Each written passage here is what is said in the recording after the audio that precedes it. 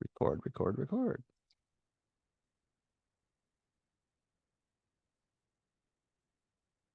Sound check.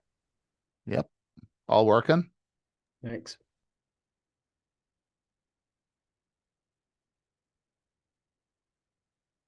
Good to hear. Excellent.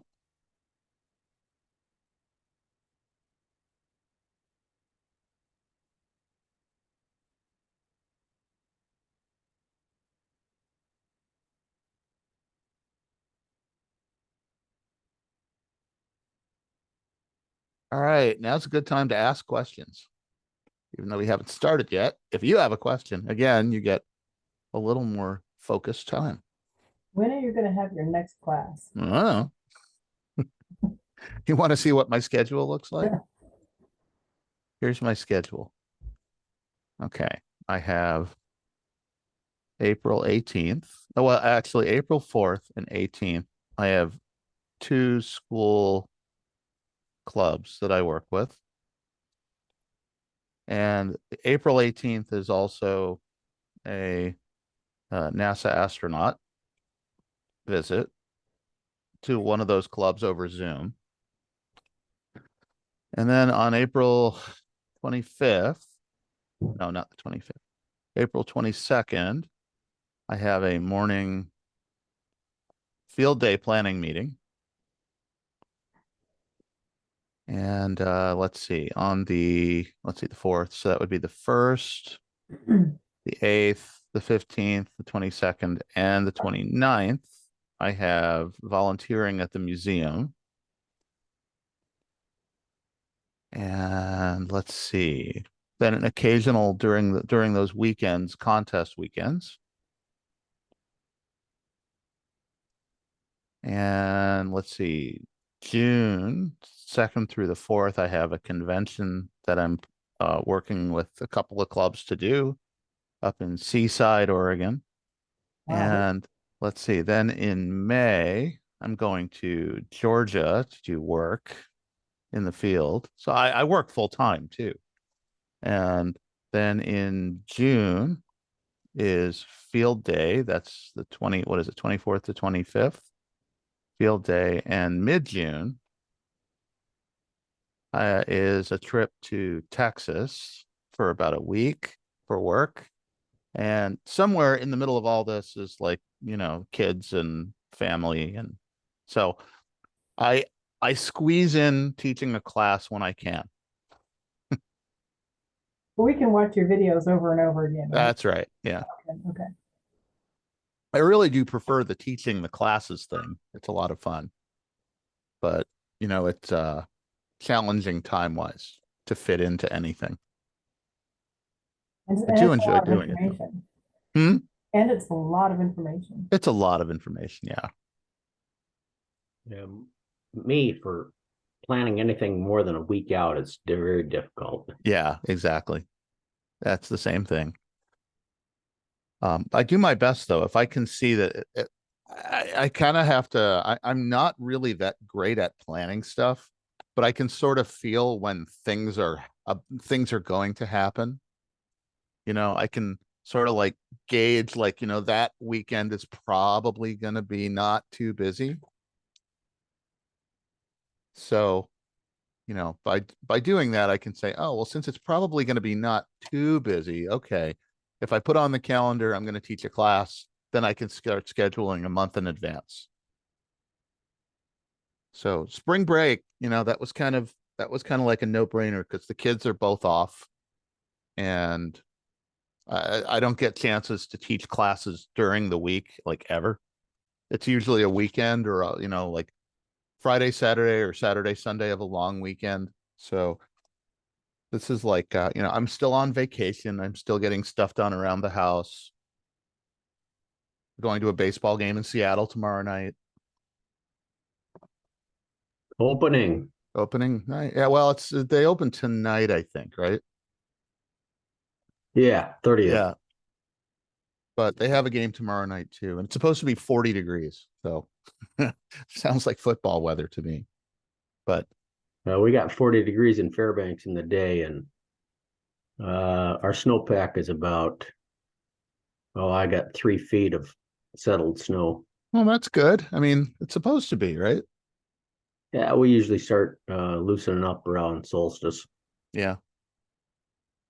And you're in Fairbanks. You're way further north than those wimps down in Anchorage, eh?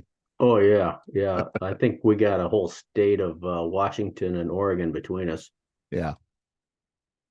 Well, there's a lot of people from Anchorage on this call, I think. So How I found this was through the amateur Anchorage, ham group Anchorage on ARCVEC or Anchorage AR Amateur Radio Club or something else. through a MeWe group. I don't know what that is even. It's an app on through the iPhone store. Wow. MeWe, yeah, and it's pretty much yeah. I think we've got about, I don't know how many's in that group, but I'm in some other groups that are maybe 2,000. Wow. Okay. Well, it's really funny because up until about the beginning of COVID, so March of 2020, I had never done a class over Zoom, right? I mean, I'd done a couple of meetings just cause, but then I had to start working remotely, and then I had to we basically lost our classroom because everything was closed. The community college was closed, and I'm like, well, I guess I better find another way. And this has actually been great. I figured out how to teach licensing classes on Zoom and how to teach Morse code classes, and we do antenna modeling classes online through our local club here. Is that open for Yeah, anybody to attend? yeah, we do it for free. That'd be cool to get on a mailing list for that or something. Well, I hate to say it, but I probably already put you on my mailing list. I keep a personal mailing list. It's getting up around 1,000 people. So if you start getting annoying stuff like, hey, I'm teaching a class, or hey, we have a NASA astronaut coming to present at a Zoom meeting, you're probably going to get an invite for that. So I've gotten a few over the past. I signed up last year and was unable to after surgery, but okay. I do occasionally see emails from you when I check my Okay. email. Well, Yeah. and I apologize if they're annoying, but at the same time, everybody has a delete key. So Right. Or unsubscribe. well, I mean, to unsubscribe, you just send me a note saying, "Oh Yeah. my God, please stop." Right. No, I'm all into it. That's why I'm here. Yeah. Okay. Good. All right. Well, it is 9 o'clock, and people are trickling in. So, questions from yesterday, or the day before, or the day before. Now is a good time to ask them because we got a heap of material to cover today. I'll start with questions. Go for it. You're just doing a least common multiple when you do your decimal calculation. Yeah, I just look for the most convenient way to get there. Mhm. So, I mean, I'm basically looking for a combination of 2s and 10s that get me close to where I want to change to. You talking Gotcha. about like going from one power level to another and doing approximations? Yeah, Yep. I mean, you can do the exact calculation mathematically, or I just like in my head, like, yeah, okay, well, if it's 200 times, that's 2 times 10 times 10. So that's 3 dB plus 10 plus 10. That's 23 dB. Divide by 6. That's about 4 S units. And that's the argument to, oh, you really need an amplifier. Like, well, you know, do I really need an amplifier? And what the a big term a number of years ago was a linear phase amplifier on these stereo systems. Uh-huh. It's interesting to see you mention them too. Well, the reason that people talk about linear, well, there's phase and there's linearity, because if there's any inductance or capacitance involved, it'll cause a phase shift. And if that gets through to your speakers, that can cause all kinds of weird sounds. Like sound gets to one speaker at a different time in the waveform than at another speaker, and that causes interference patterns in your room So you'll have like a sweet spot in your room, and if it's not linear, one speaker can be ahead of the other one, and it actually changes where the interference pattern gets to its peaks and valleys.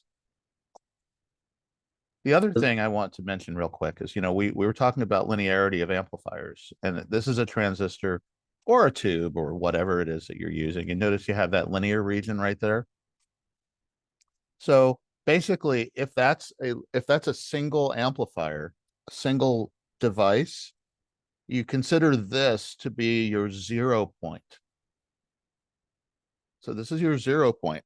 Well, if that's true, when you're at your quote 0 point, isn't it always on? I mean, it's always doing something, right? Like, it's not putting out no power. It's actually right in the middle of it. So this is actually this is actually called class A amplification, where you just operate in the linear phase. And class A amplifiers are really clean, but at the same time, they're also very inefficient power-wise. So what we can often do is we can actually split this into two separate jobs, where we have one transistor that kind of goes like this and another one that goes like this. So what do we get here? We create this linear range where this one operates down here and this one operates up here. So we turn off one transistor and start using the other one when they get to this crossover point. So this is our 0, and 0 is really at 0. And then if we go negative, it comes down here. And if we go positive, it comes up here and uses the other transistor. This is actually typically called something like class B. And if there's a little bit of overlap, we can actually call this class AB. So the higher in the alphabet the letter is, the less of the I guess you could say the more of the curve that we use. And in fact, for FM, let's say that we have a transistor that looks like this again. Basically, a class D amplifier can look like that, where your 0 is over here and anything up above just turns it on. And the reason that we do that is because when we get to doing an FM radio, FM, what's that F mean in FM? Frequency. Frequency. Okay. So we have a this, and we have a this, and we have a this, right? They're all different frequencies, right? Do we really care how big they are? We just know there's a frequency in there, right? And actually, when you get into a receiver, what you do is you take this mess of signals that's coming in and you put it through a limiter, and you basically take anything that's above or below a certain level and chop it off. And by doing so, what do you still have in there? You still have the frequencies. So the linearity, the fact that the signal might be bigger or smaller at a certain point, we don't really care. So it actually becomes really efficient to use such an amplifier. So FM, you can actually get a more efficient amplifier to do it. Scott, I just have a really quick question. Yep. I forgot how to do the equation. I was wondering if you could just write it out again really quickly. The question is, what is the approximate length in inches of a half wavelength Sounds like fun. 6-meter dipole antenna? How do we figure that out? Okay. 112, as I know, but how do we get there? So we're going to make any antenna. Somebody pick a frequency. Any frequency, I don't care. 55 megahertz. Okay, good. Something that's not a ham band. You just want to make something for channel 2 on TV. 55 megahertz. Okay, frequency 300 F and lambda. We don't know our wavelength, so we'll cross that out. So lambda is equal to 300 divided by F is equal to whatever 300 divided by 55 is. 5.45 meters. Okay, and we want to make a half wave antenna, right? You said a half wave? Right? Yes. Okay, yes, divide by 2. That's 2.727 meters. Now we're going to multiply by 0.95. We have to shorten it a little bit. We get 2.59 meters. Now to convert to inches, 1 meter is 39.36 inches per meter, I believe. We get 101.9 inch. We get 102 inches. That's it. So that 95%, I've seen people put some kind of a tuner on their antenna to, you know, can you start off at 100 length and then trim it down to get an ideal or a perfect antenna length, or does it matter? Well, I mean, typically if you're making an antenna, you would start too long.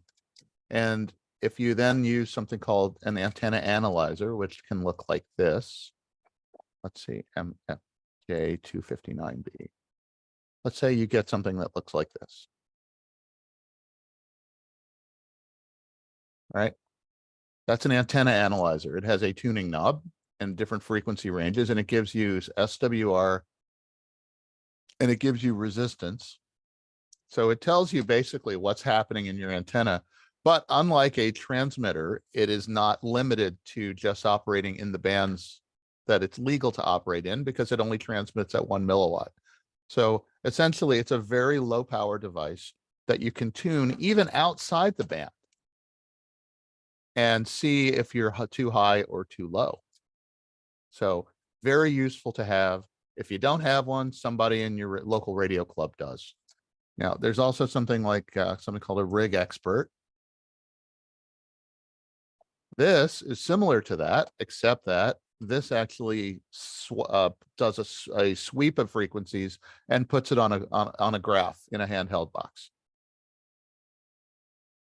There's also something called Nano VNA, which is basically a little it's basically a vector network analyzer that can be, in addition to a lot of other things, used as an antenna analyzer. And notice these are relatively inexpensive, and for the money, they're actually remarkably accurate. They take a little bit of work to get to figure out how to use, though.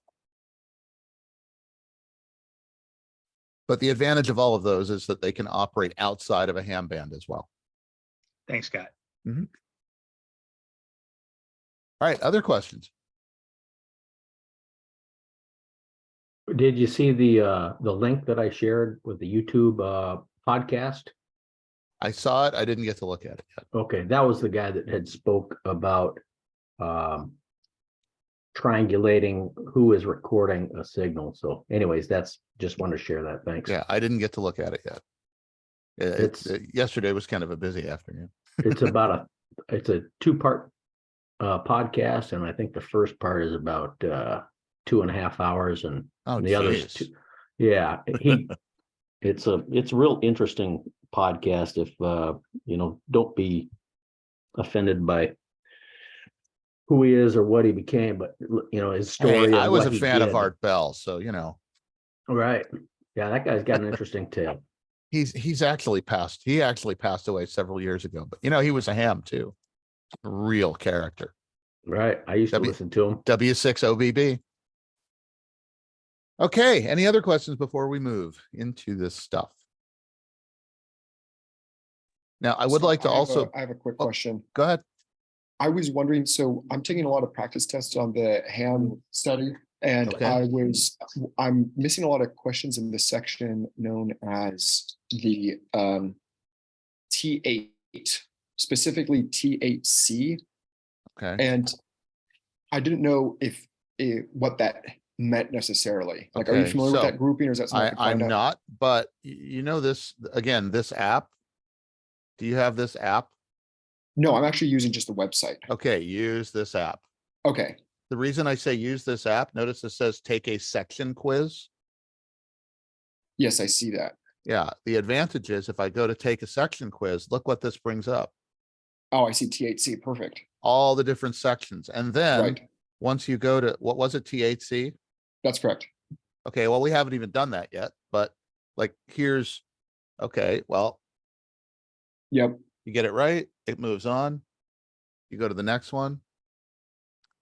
You get it right, it moves on. And when Perfect. you're done with the section, That's why I say use this app. Don't just take practice exams, because if you take practice exams due to randomness, there's a good chance you'll never see everything, and you're just going to get all random stuff thrown at you. If you focus on doing one section at a time using that app, it allows you to focus on one section at a time, which is 10 to 15 questions, But all that- in that this, was- all Thank of the same idea. That was only a Apple app, right? Yeah. No, it's Android too. Oh, What's the name of it? Ham radio exam dash Oh. tech. Okay, I got I'll put it ham in the chat. study. Yeah, Yeah. ham radio exam dash tech. And I think that's the most useful part of the whole thing. The fact that you can do one section at a time. Since I did sign up for the exam on Friday, I spent about an hour last night with that app, and it was very helpful to Really helpful. just Yeah. run through, and I'm up to 90% now, even through all these regulation things. So Yep. I'm Excellent. happy. Excellent. Ham And- radio exam. Ham radio exam dash tech, and it's by Roy Watson. By Roy Watson. Got it. Yeah, he's got tech, general. General and extra. My kids, my wife and my kids used all of his stuff. I sent him a thank you and I never got a reply because I assume that he just doesn't, he's too busy to do stuff like that. He has a real job. So, but it's, and he does it for free. Again, some of the best things in life really are free. Okay. So any other questions? Okay, here we go. We are into today, and we are starting with what I'm going to share here. And we are on page 81, which is station equipment. Okay, station equipment. A transceiver is a device that combines a transmitter and a receiver. Transceiver. Somebody created a portmanteau of the two words and created a new word. Another one, a device that converts the RF input and output of a transceiver to another band. That's a transmitter converter. So somebody created something called a transverter. And the central part of a transverter is something called a mixer, which we covered very briefly. A mixer is a device that looks like this, which has a frequency coming in this way and a frequency coming in this way. It's a nonlinear device. And what it does is it produces sums and differences. Oh, hi, Oliver. There's a dog here. It produces sums and differences of the frequencies. So the output will be F1 and F2 and F1 plus F2 and F1 minus F2 and so on and so forth. So the output of something like this is what we call a mess of frequencies. If I were to plot them, I would have F1 and F2. And I would get an addition here, and I'd get a subtraction here, and then 2 times 1 and 3 times 1. And so I get all these different frequencies. And how do I filter out the thing that I want? What do I build? A filter. A filter. So let's say I want this frequency. I would build a filter that looks like that. That's known as a band pass filter. If I only wanted to filter out the low frequencies, it looks like this. This would be called a high pass filter. If I wanted to filter out the high frequencies and allow the low frequencies to pass, that would be called a low pass filter. So we have a high pass, a low pass, and a band pass. I can also take a filter and make it look like this. That looks like a notch has been cut out of it. That's actually called a notch filter. So all of these things are then able to be built using digital techniques or using analog techniques. So you can do a digital filter, you can do an analog filter. Essentially, they end up working the same. Okay, let's see. What device increases the transmitted power output from a transceiver? That's known as a power amplifier. Now, I did, when we first started today, remember I drew that class A, class B, class AB amplifier stuff where you essentially have the linear region of a transistor that looks like this. And if you put 2 of them back to back, you can actually use another one and have it go like this. so that you can increase the size of the linear range. So when you're running single sideband, you want to do this. Or on the red one, you basically want to bias it so that your 0 point is right here. So that would be again called class A. The other thing you want to do with FM, you don't really care because it's just frequency. It's either on or off. And so this is typically like a class C or class D. So when you have a frequency, when you have a mode switch for an amplifier, that's what you're changing. You're changing the bias point of the amplifier and how it functions. And that also changes its efficiency, which is why they say, what is the function of the mode switch right here on a power amplifier? And that's to change it to the right mode. Okay, for the next one, let's see. Let me see who can whisper. Give me one of the kids who can whisper. Come on, kids. I know you're awake.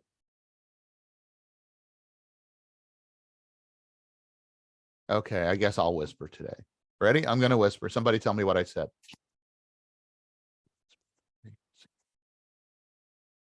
Did anybody hear that? Too quiet.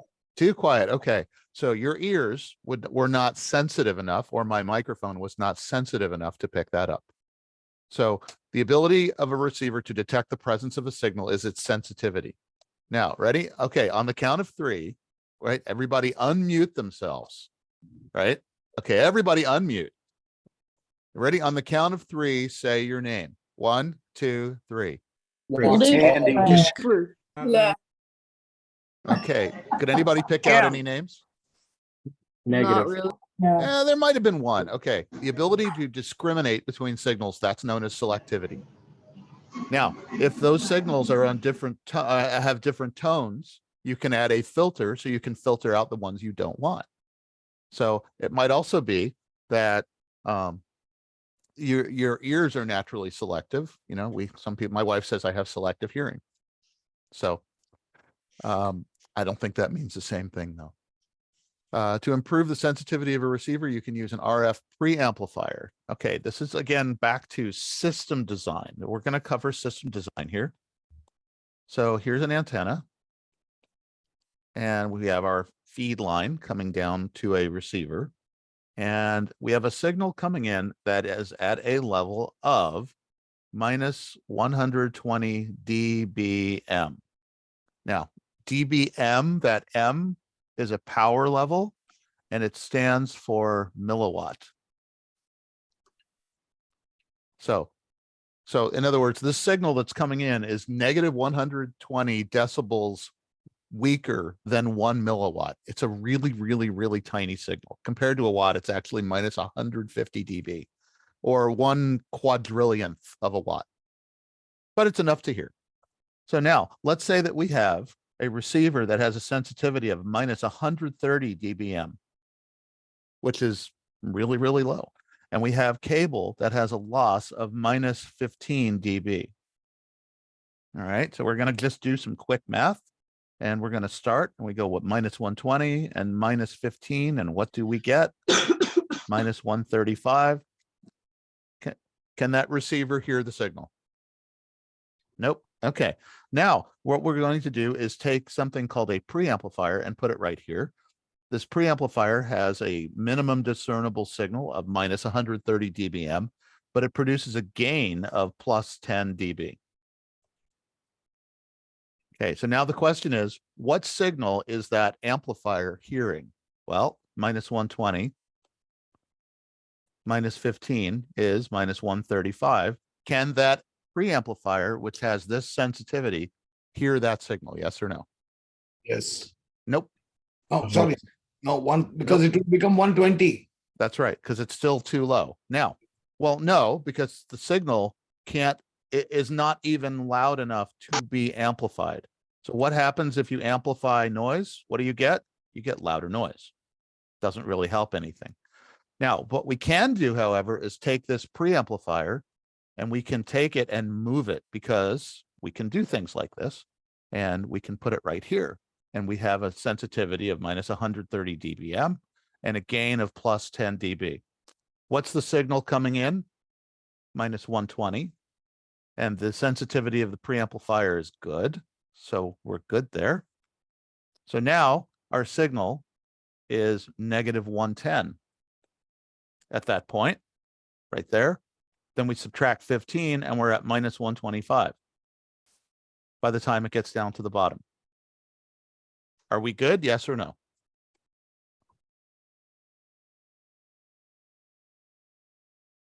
What do you Yes. think? No, Yes. I'm lost here. It's coming is minus 120 dBm. Yep. Your The sensitivity of the preamplifier is down to minus 130. And the amplifier produces a gain of 10 dB.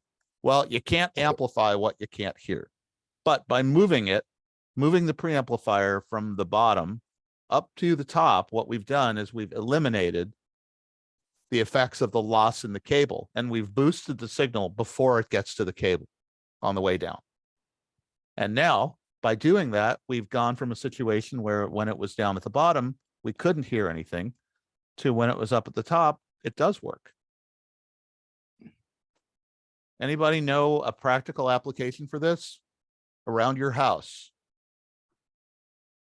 Well, don't they do that on a Wi-Fi? Yep, they do it on Wi-Fi. And by the way, Jared, there should be Tech General and Extra all for Android. They should all be there. I haven't looked lately, but I know that we downloaded them onto our tablet at the house. The non iPhone tablet. So it should be there somewhere.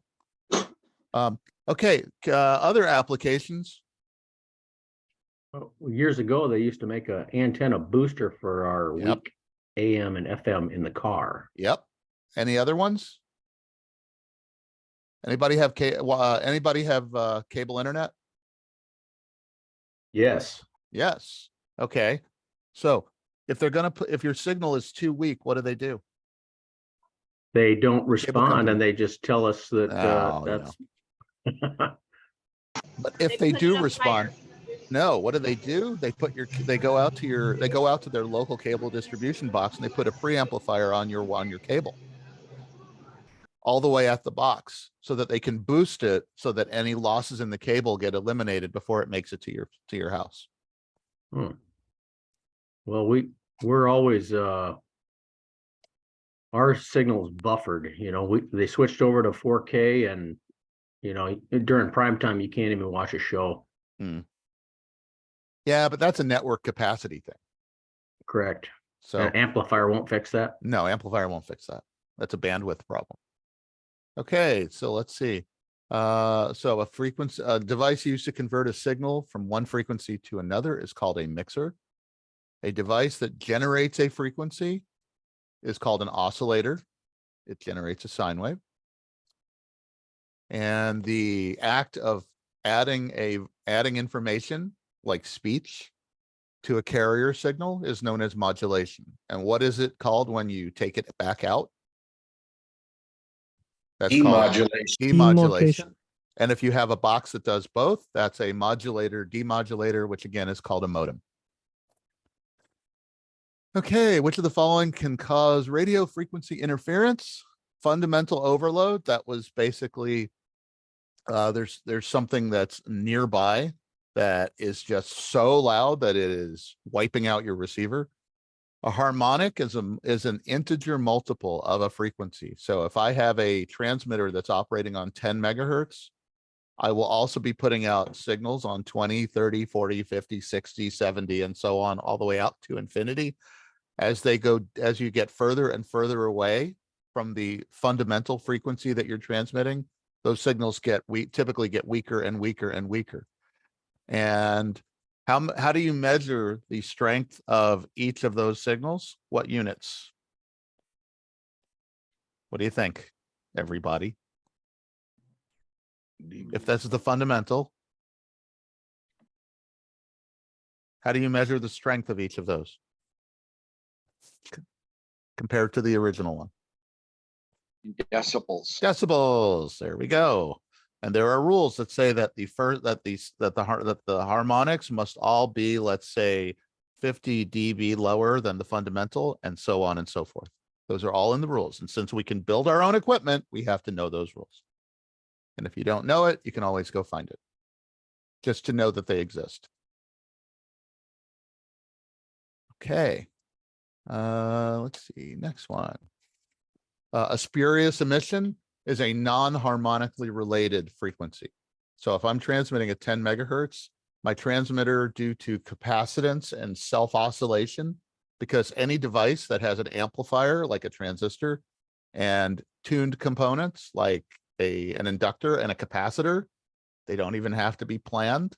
If you have output being fed back to the input and it happens to oscillate at a natural frequency, you have an oscillator. So you might have a 10 megahertz transmitter that is also putting out a signal at, let's say, 28 megahertz or 34 megahertz, which you never planned. That's known as a spurious emission. Okay, so let's say that you're getting into your neighbor's TV or their radio. So the first thing you do is make sure that your system, your TV or radio is not getting impacted. That's the first thing to do. When you have notice it says non-fiber optic. Fiber optic uses light. Non-fiber optic cable TV interference, the first thing to do is make sure that all of the connectors are installed properly. The F connectors used on cable TV systems tend to loosen up very, very easily. What would cause a broadcast AM or FM radio to receive an amateur transmission? Basically, if you've got signals coming in on the ham frequencies, those are known as signals outside of the bands. However, they're so strong that they're basically getting into the electronics and affecting it. So a friend of mine here has some powered speakers on her computer, and she happens to be blind. So powered speakers are kind of important. When she transmits on the high frequency band with the antenna that we put in, it sounds through the powered speakers. So we're working on that. And that's basically a case of fundamental overload of the device. How can you? What's the factor that causes it to overload? Too much wattage? In most cases, okay, this is a good time to talk about this. Okay, so what is the part of the amateur radio, but the part of the FCC rules that governs ham radio? What's that part number? 90? 97. 97. Okay, there's also part 90 and there's part 95. Those are different services, but then there's also this thing called part 15. Part 15 means you should go look at everything that you have in your house and you will see complies with FCC part 15. That is basically anything that is not intended to be a transmitter or is intended to be a transmitter or a receiver, but is an unlicensed device. So very low power and essentially kind of licensed by rule. The rule, however, is that any other device which is operating under an actual legal authorization under these parts, a part 15 device has to not interfere with any of those and accept any interference that is created. So let's say I have a legally operating 2-meter FM transmitter and I have a TV. A TV is or I have an LED light outside. All right. So I have an LED that is interfering with my 2-meter receiver. Who's at fault? The TV. Yep. In this case, the LED. Let's say that I'm transmitting and I'm interfering with the television. Who's at fault? The TV. The TV. So basically, those part 15 devices are kind of at the bottom of the chain. Now, one thing you can do is, let's say that my 2-meter transmitter is interfering with TV, right? You can put a filter on the TV or the telephone or the radio or whatever it is to try to block the ham frequencies. How about if it's an LED light that's outside your house? What can you do with it?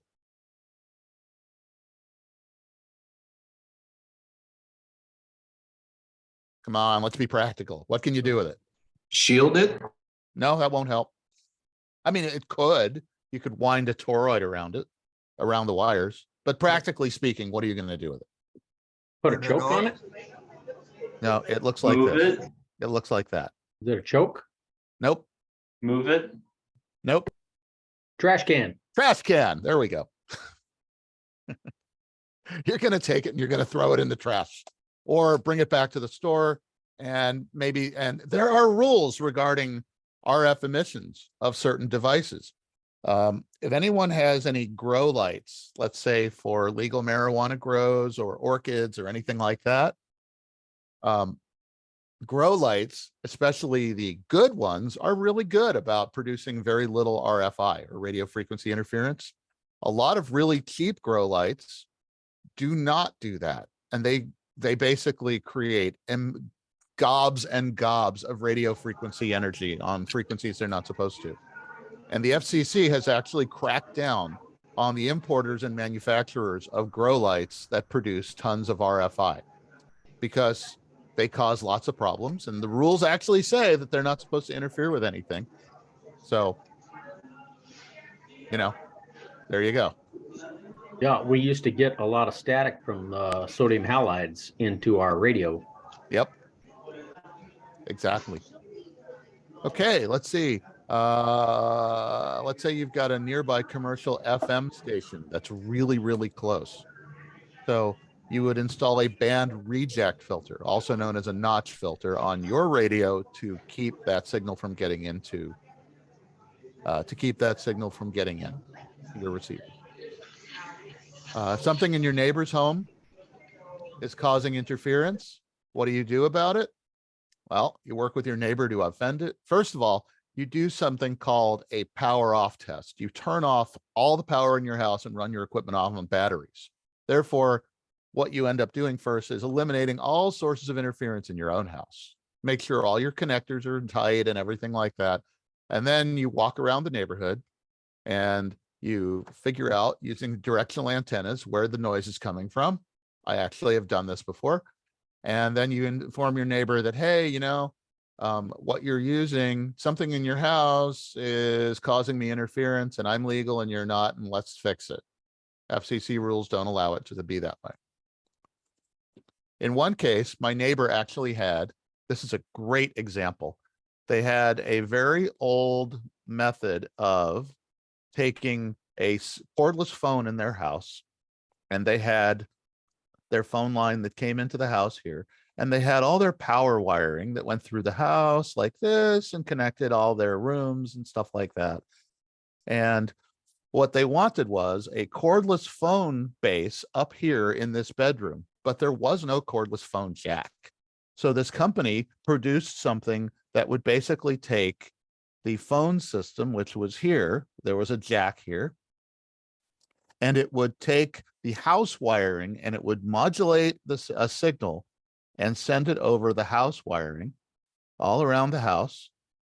And then it would go through a capacitor and get demodulated and would be picked up by this base up here, which would then allow you to use a cordless phone anywhere in that part of the house.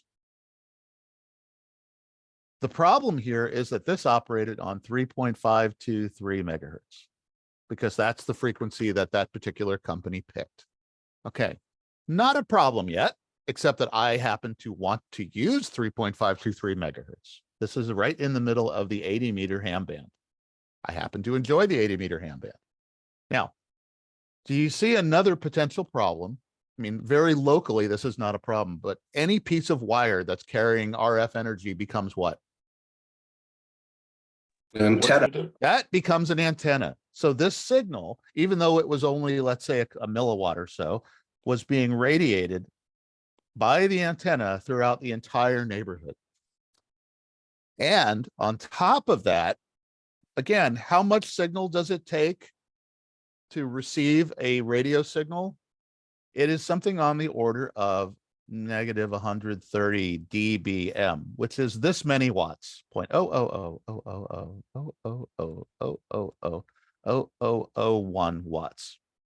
So if this is moving 1 watt of energy, how much actual power has to be transmitted and received by me going through the airwaves? It's virtually nothing, right? So I actually traced it through the neighborhood. I walked around with a portable receiver and found out where it's coming from. And it turned out we knew her. And what happened was whenever she was making a phone call, I could actually hear her voice modulated in FM on that frequency. And I went and told her, and then we had a phone call. And I said, I can hear you on the radio. All your quote private phone calls are actually going out all over the neighborhood. You might not want to use that anymore. And she said, no, I definitely don't. And she unplugged it and gave it to me and said, I never want to see this again. Problem solved.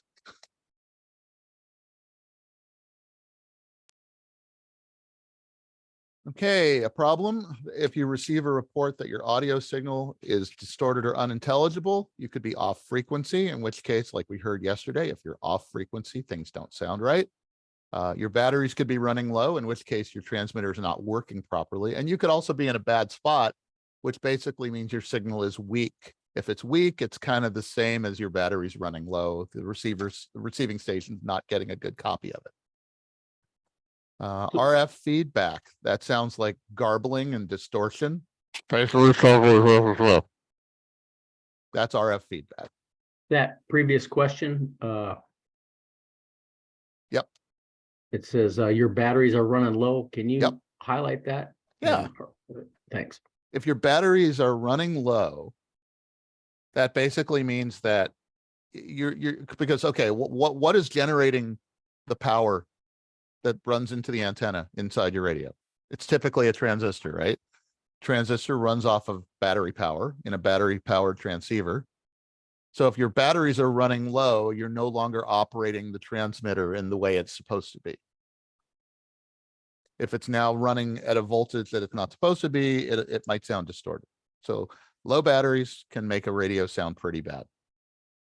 But it's the amplitude of the signal that it changes. It's not the frequency, right? Well, in this, it could be both, actually.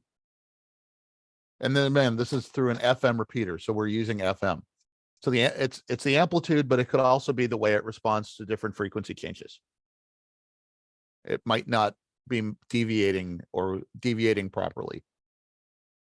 And deviation is the amount that it shifts away from the center frequency.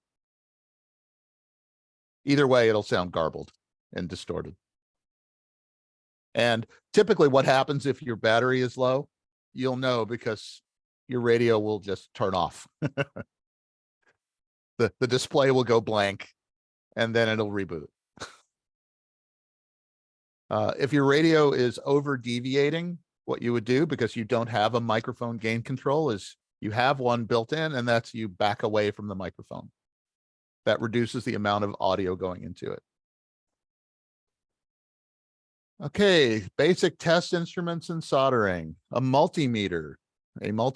So I am going to go to my favorite store. Can everybody guess what it might be for demonstration? Harbor Freight. Harbor Freight. Excellent. Yes, that was a love great Harbor guess. Freight. Harbor Freight. Okay.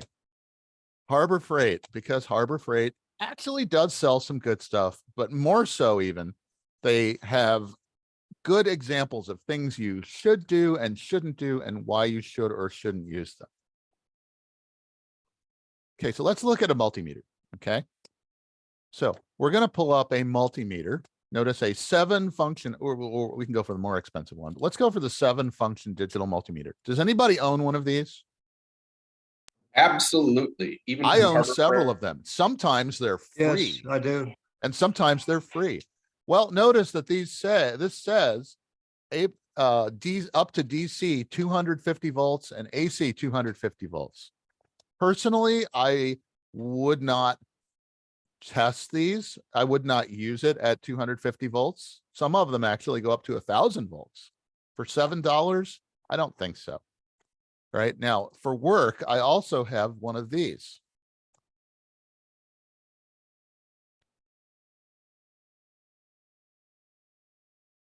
Anybody have one of these? Yeah, I got a fluke. Okay. Yeah, I've got a fluke. I've got a fluke. because I do electrical stuff in factories. These are rated up to 1,000 volts. The leads are rated up to 1,000 volts.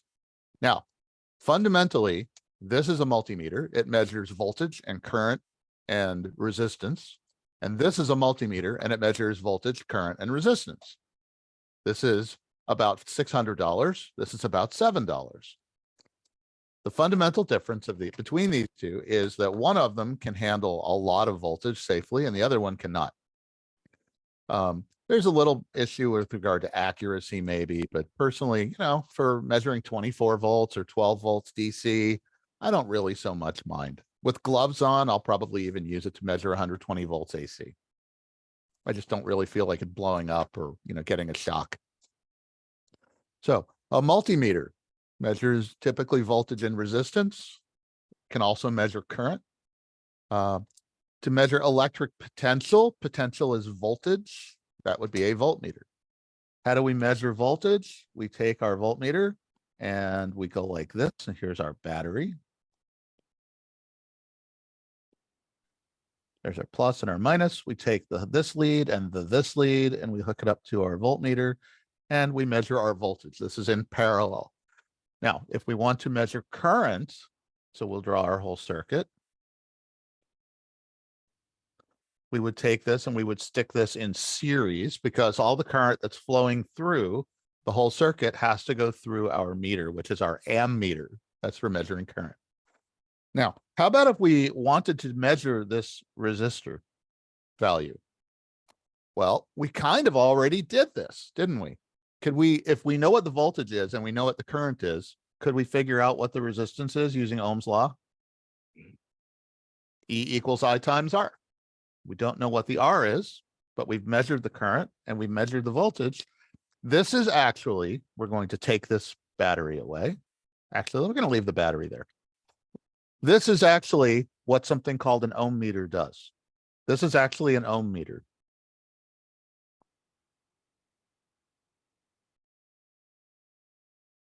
Oh, my handwriting is atrocious. You'd think that I'd gotten better since I got D's in handwriting in school. This is an ohm meter, and it allows you to measure the resistance of a resistor. So basically, it goes across it. So here's your meter. Your ohm meter goes across your resistor. Now, what if your resistor is in another circuit and has a battery already connected to it? What's going to happen to your circuit? What's going to happen to your measurement? Well, first thing, the measurement could be off. And secondly, what could happen to your meter? Well, you can burn out your meter, right? You can burn out your meter that way. So that's why whenever we're measuring a device that's in a circuit, typically what we'll do is we will either remove half or all of it from the circuit first, so we don't damage our meter. Another way to damage your meter really easily. Ooh, nice analog meter, by the way. Another way to damage a meter really easily is to take the meter on the amperage setting and try to measure voltage with it or resistance with it. I've done that. A good meter will have a fuse in it to protect it. So the bad meter will just blow up. A cheap meter. Okay, attempting to measure voltage when using the resistance setting can damage a meter. When measuring high voltage with the meter, you ensure that the meter and leads are rated for the voltages to be measured. As I said, my Fluke is rated up to 1,000 volts. I'd still wear gloves. I'd still make sure that I was safe, but the meter itself and the leads are rated for that kind of voltage. An ohm meter goes in parallel with the resistor that you're measuring. Again, when you're measuring in-circuit resistance, make sure that the circuit is not powered. Easiest way to do it is to lift one of the leads. I know that requires desoldering, which is kind of a pain, but if you're going to that effort, that probably means that something's wrong anyway. So because an ohm meter has a voltage source in it, it has a battery. What happens if you use a battery to charge a capacitor? Well, it flows into it, it charges up the plates, and then once the plates are full, the capacitor's charged. Once it's charged, there's no more current to flow into it. So over time, you will see a very, very, very low resistance, like a short, and then the resistance will go up to infinity. That basically means that you actually have a big capacitor in your circuit that you're busy charging up with your meter. To measure electric current, you use an ammeter. When measuring current, we have to put our ammeter in series unless it's an inductive ammeter. Notice I said inductive. What does inductive mean again? How does an inductor store energy? In a magnetic field. In a magnetic field. So current traveling through a wire, what does that make? A magnetic field. So if we now take a loop of wire, if current makes a magnetic field, what does a magnetic field make? Heat. Nope, make current. In another wire, it makes current. Now, we can take this and we can measure our current. We can also potentially see a voltage. And by doing that, we can actually figure out what the current is in the wire that's making that current happen. And this is called an inductive ammeter. And what's nice about it is they're not as accurate. They typically don't measure as small of a value as an inline ammeter, but you also don't have to break your circuit, which is nice when you're measuring a circuit that's running at, let's say, 480 volts and carrying 30 amps of current. You kind of don't want to break that. So you just take a clamp, the clamp goes around the wire and it measures the magnetic field. Okay, two kinds of solder. There's acid core and there's rosin core. Notice this says, this is very important. Which of the following types of solder should not be used for radio and electronic applications? So most solder that we use has some copper or tin or lead in it. So tin and copper, that's fine. Tin and lead, just wash your hands when you're done. Rosin core, if anyone does electronic soldering, as soon as you hit rosin core, it causes the solder to melt, and there's also rosin in the center of the solder, and that turns to smoke. So basically, in the act of turning to smoke, it actually cleans the connection. It takes all the oxidation off the connection. So the one that you don't use ever is acid core solder, because that will destroy the thing that you're trying to solder. So do not use acid core. And a cold joint. Okay, not a good joint, but a cold solder joint. This basically means that when you are soldering two pieces of metal together, what you want is you want a piece of wire that's here and a piece of wire that maybe looks like this. You want to kind of twist them together. And then when you make your connection, what'll happen is that you heat up the wires to the point where you can feed the solder directly into the connection, which means that these wires are hot enough to actually melt the solder themselves. Even if the iron is placed right here that you're trying to use, you want to actually be able to get those wires hot enough that they have enough heat to melt everything. Because if they have enough heat to melt the solder, then the solder will flow into and across the whole connection. Soldering is another one of those great arts that we do a lot of when we build stuff. And it's really easy to do it badly, unfortunately. And a cold solder joint is, let's say you feed it into this point right here and it never makes it over here, or it does, but the solder melted, but it never got hot enough in the connection itself to connect electrically, to bond electrically to the metal that you're soldering. And that's known as a cold solder joint. And it might test okay, but it's not going to look okay. It'll usually look kind of rough and bumpy. And what'll happen is, because it's not an electrical connection, it's now a mechanical connection. If the temperature changes and it gets hot or cold, all of a sudden the thing that you thought was working fine is no longer working fine, and it will stop working. That's a cold solder joint. Okay, next. Operating procedures. All right. A device that retransmits the signal of another amateur station on a different channel or channels is known as a repeater station. Devices that are examples of automatic retransmission are repeater, auxiliary, or space stations. If anyone is familiar with a linked repeater system where you might have 2 or 3 or 4 or 10 or 20 repeaters all connected together, an auxiliary station can be a station that serves as a link in between repeaters. Its job is basically to just connect one station to another. Nobody actually talks directly into it. One repeater will talk into it and send a signal along. A space station is anything 50 kilometers or higher up in the air. A space station can function as a repeater. That is how amateur satellites work. That is how the International Space Station radio station works. A linked repeater network is one where a network of repeaters, we were talking about the intermountain intertie yesterday. That's a system where about 25 repeaters from mountaintop to mountaintop are all tied together. So if somebody is able to get a signal into one of them, the signal is then shared between all of them, and everybody can hear. The most common repeater frequency in the 2-meter band, plus or minus 600 kilohertz. So if my transmitter frequency is, if my receive frequency is 146.800 megahertz, we would subtract 600 kilohertz, which would be 0.6 megahertz. 146.8 minus 0.6 is 146.2. So when you key the radio, you'll see the frequency change if you have it set properly.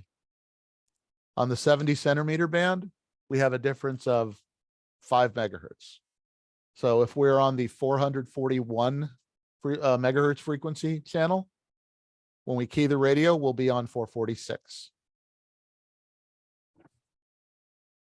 Okay, a subaudible tone.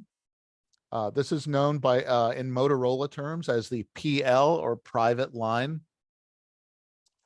This is CTCSS, continuous tone carrier squelch system. And this came about because in Southern California, I believe, where you have an area that was ringed by mountains and lots of people living there, you would have a, let's say, a repeater system on 147.200, or let's say 280, and another one on 147.280, and another one on 147.280. Does anybody see a problem with this? If these are mountaintops and there's like 500,000 people living down in this area, what'll happen if you key up one of those repeaters? What happens? You'll key up all of them. Yeah. You'll key up all of them. And if all of them key up and transmit at the same time, what's going to happen? These are using FM. You won't be able to hear any of them. They'll interfere with each other. So what you do here is you select this one and you say that this is a PL 141.3 hertz. This one has a PL of 100.0, and this one has a PL of, let's say, 215.7 hertz.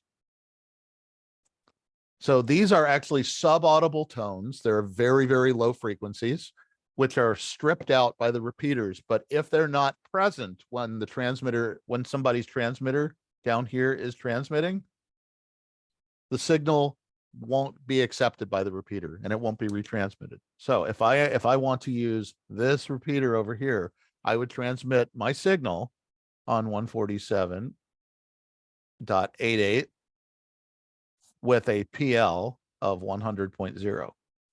When that signal, because there's nothing stopping it, gets here, it's going to be rejected. When it gets here, it's going to be rejected. So I'm only going to have one repeater activated. Now, if multiple people are using different repeaters, then you have a problem.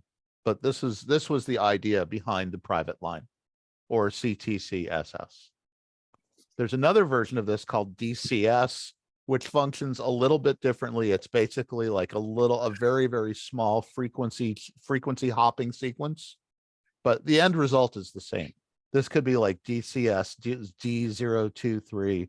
This could be D067, and this could be D148. And why are you transmitting on 147.88 when your repeater's on a different frequency? Because there's an offset. What if you I mean, if you can't simultaneously transmit and receive on the same frequency, that doesn't work. That's why we have this thing called a repeater offset. Okay. On the 2 meter band, it's 0.6 megahertz or 600 kilohertz. Okay, so each wavelength has a predetermined offset. 2 meter band, yeah, 2 meter band by default, by definition, is usually 600 kilohertz. And that's probably going to be on your exam, honestly. Which of the following reasons are the reasons you may be unable to access a repeater if you can hear the output? Well, if you don't have the offset set properly, then the repeater can't hear you. If you're using the wrong CTCSS or PL tone, or you're using the wrong DCS code. Reverse. Okay, so the reverse function temporarily switches your radio from the normal repeater operating mode to the opposite. So instead of listening to the repeater, you're now listening to the input frequency of the repeater, and you're transmitting on the output. Listening to the input frequency, we have a newbie net here in Eugene called the Now What Net. And if you have not set up your radio properly, you don't have the offset set to, turned on, you're going to be transmitting on the same frequency that the repeater is transmitting. Well, if that's happening, then nobody's going to hear you. The way to check for that, if you think that's true, is you take your other radio that you're listening to and you put it on reverse and you listen to what you think the other person should be transmitting on or is transmitting on. And if you hear them transmitting there, you can say, hey, you're on the output. You need to turn on your offset. If your FM transmission is distorted on voice peaks, you're talking too loudly. Most handheld radios don't have a microphone gain control. So how do we reduce that? By talking softer? By talking softer or by moving it further away from your mouth. Yep, pull it away from your mouth. Okay, if you know somebody else's call sign. Hey, is K7FL here today? I know he dropped in for a little bit. Okay, what's another way to call another station on a repeater if you know their call sign? K7FL, this is N7JI. Say the station's call sign, followed with your own. Like, hey John, this is Bob. Same way you make a phone call. Is the 30-minute repeating the call sign apply here in the States? What was that? Every 30 minutes you need to repeat 10 minutes. your call sign. 10 minutes. 10 minutes. Yep. Okay. Which of the following indicates that a station is listening on a repeater and looking for a contact? N7JI monitoring. Or you can just say N7JI. That means I'm here. If anybody wants to talk, here I am. If you're transmitting and receiving on the same frequency, that's known as simplex. If you're transmitting and receiving on different frequencies, that's known as duplex. Full duplex is when you can transmit and receive at the same time. That's like on the telephone. We typically don't operate full duplex. We operate what you would call half duplex. Why are there simplex frequencies designated in the band plan? The band plan, again, is that thing that we were looking at, which kind of looks like this. Notice we have the band plan, and in here, this says the pink area is FM simplex. Notice on the 2-meter band, we have simplex. On the 6-meter band, we have some simplex. On every band, we have simplex. Let's say you're half a mile from somebody, and there's really, you're not allowed to encrypt anything, but you're only a half a mile apart, and you don't really need to be talking to anybody else. You're both operating legally, et cetera, et cetera. So you crank the power way down, and you use simplex. If you think of a repeater as a as think of it as a vital utility, right? A resource. You don't want to tie up a resource that you don't have to be. So simplex avoids tying up that resource. The national simplex calling frequency on the 2-meter band is 146.52 megahertz. That's just something that you need to know. Anywhere you go, typically, like anyone who's got a radio that's scanning on the 2-meter band will scan through that frequency. Okay, high frequency operation, CQ. We use this on VHF also. CQ means I'm looking for somebody. CQ, CQ, CQ. It means I'm looking for another station. Before calling CQ, you don't want to just jam up a frequency, especially if there's somebody there. First thing you do is you listen, and then you make sure that you're authorized by your license privileges to transmit there. And then you actually ask if the frequency is in use. And the reason you ask if the frequency is in use is because, let's say this happens on VHF and UHF as well. Stations A, B, and C might not be in mutual communications range of each other. A and B might have a path and are in the middle of a conversation, and you are station C.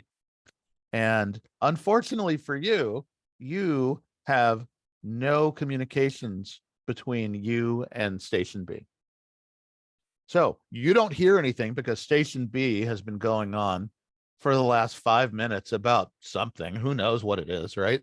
But station B has just been going on kind of a rant to their friend station A. So you don't hear anything because station A has been quiet and station B has been ranting, but you have no path. So the next thing you do is you say, hey, can anybody hear me? Is this frequency in use? And the answer that you'll get from this station is yes, even though you couldn't hear anything. So you need to actually ask if the frequency is in use.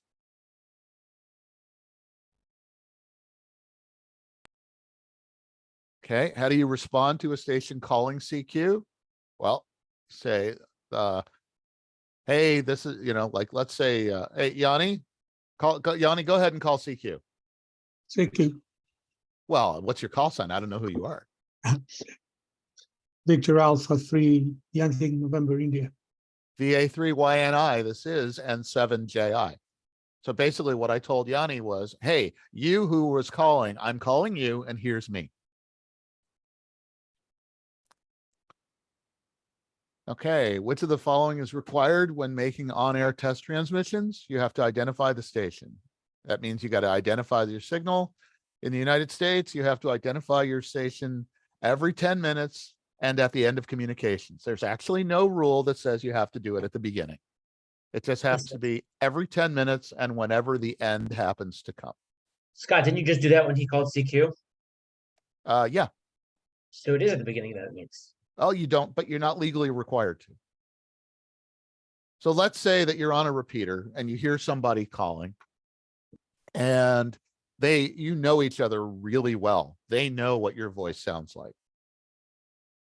And let's say I hear Yanni talking and I get on the repeater and say, hey, Yanni, how's it going?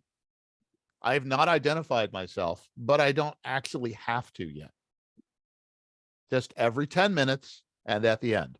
Now, most hams like to use their call sign. So I almost always do, but you're not legally required to. The rule is every 10 minutes and at the end. Why 10 minutes? Seems a little frequent. Because that's what the rule is. So you get this kind of 10-minute timer going off in your head saying, oh, I better identify.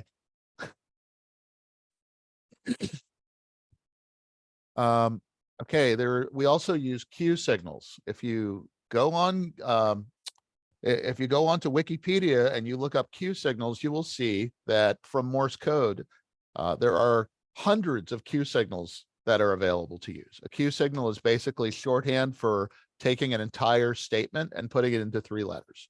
And since most words don't start with Q followed by another consonant, those are usually pretty free. The 2 that you need to know, QRM We sometimes even use this on voice. It basically means interference from other people. It's M is man-made noise, QRM. QSY means I'm changing to a different frequency. So this is N7JI QSY to 146.52. Indicating that I'm changing my frequency and I'm saying where I'm going. N7JI QSY. Okay, a band plan beyond the privileges established by the FCC. Okay, we don't want the FCC to get involved in creating band plans. Basically what we have is a bunch of rules that say what we are and are not allowed to do. And beyond that, we don't really want people telling us exactly what we need to do. So I will say that that band plan that we were sharing, which looks like this, some of it is legal and some of it is by convention. And the by convention is so that we make sure that there is relative peace on the frequencies. So for instance, we have the 2 meter band, and notice it's segmented out. By law, this red section down at the bottom, that's done by law. This red section on 6 meters, 50 to 50.1, that is by law.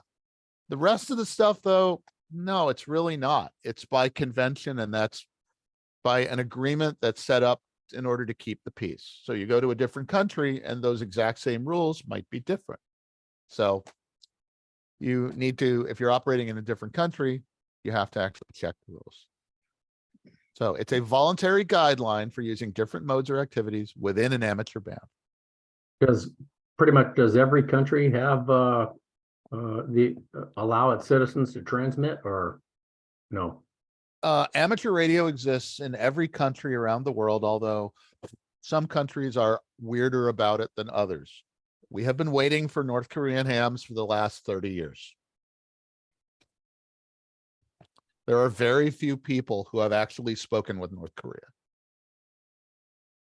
There are other countries, some very, very paranoid governments, for instance, they don't allow any hams to exist. They don't assign any licenses, even though they don't specifically say you can't use ham radio. They do not assign licenses because they're worried that, you know, that somehow it's going to be more dangerous than the internet, which they also restrict. So, but by and large, there's nobody that says, no, you can't. You know, every country in the world has the ability to do so. I don't know if you've heard of Pitcairn Island in South Pacific. VP6. Yep. Just that they have ham there. They do have hams there. They Fish actually and do have hams. hams. They do have a few. Yeah. Yeah. Well, you know, when you're that remote. So yeah, I've got several cards from Pitcairn.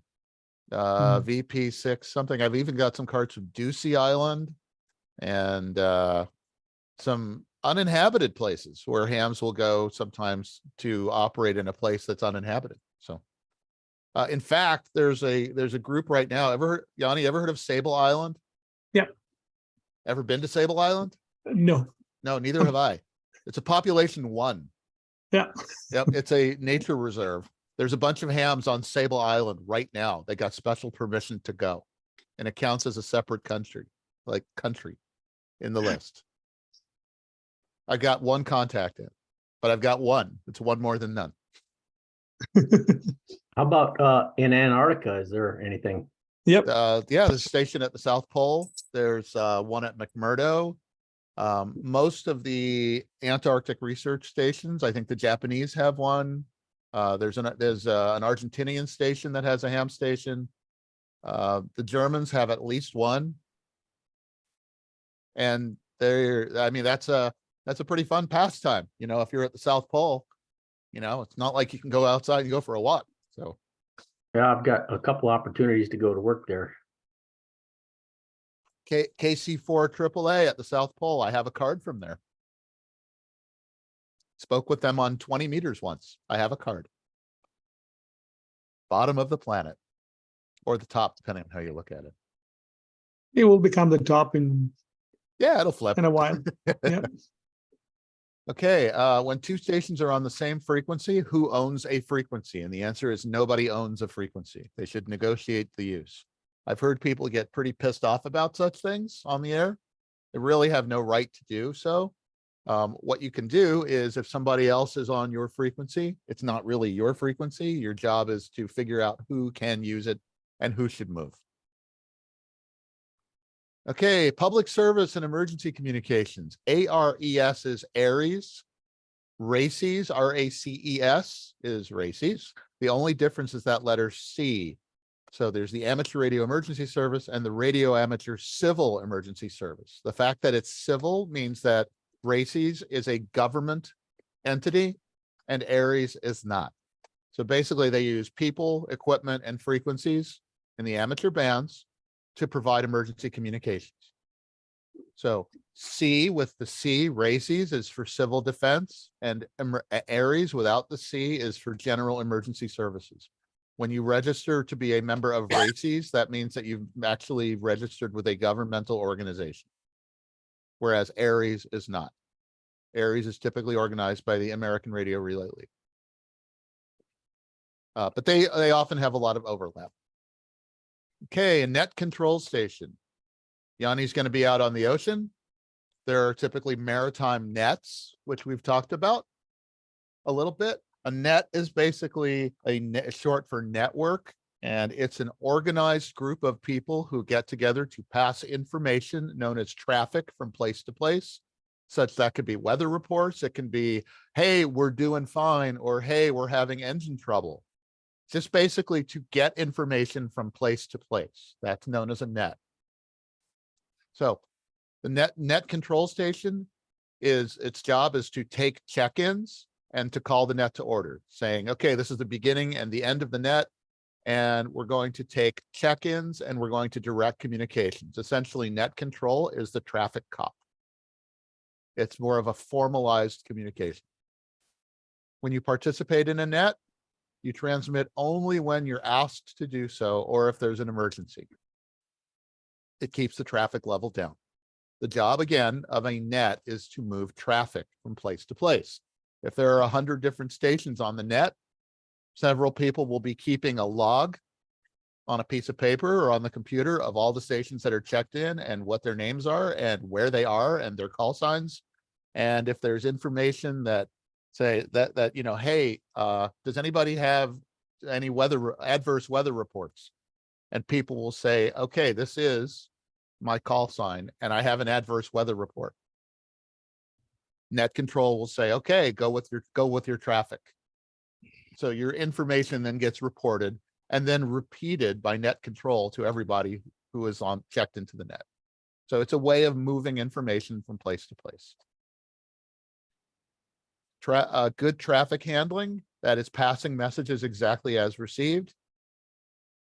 Let's say that somebody says, my name is Yanni, right? There are a couple of different spellings. It could start with a Y. It could also start with an I. So Yanni would probably want to spell his name Yankee Alpha November November India. We use the phonetic alphabet to eliminate possible errors.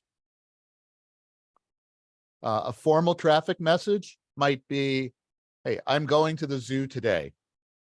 That's a formal traffic message. Now, if I need to know, if I want that information to get to a certain place, I can say this message is for VA3YNI from N7JI. The time is 17:15 Universal Time, March 30th. That would be the preamble of the message. The message is, I'm going to the zoo today. End of message. So that's information needed to track the message because it might not be going directly from me to Yanni.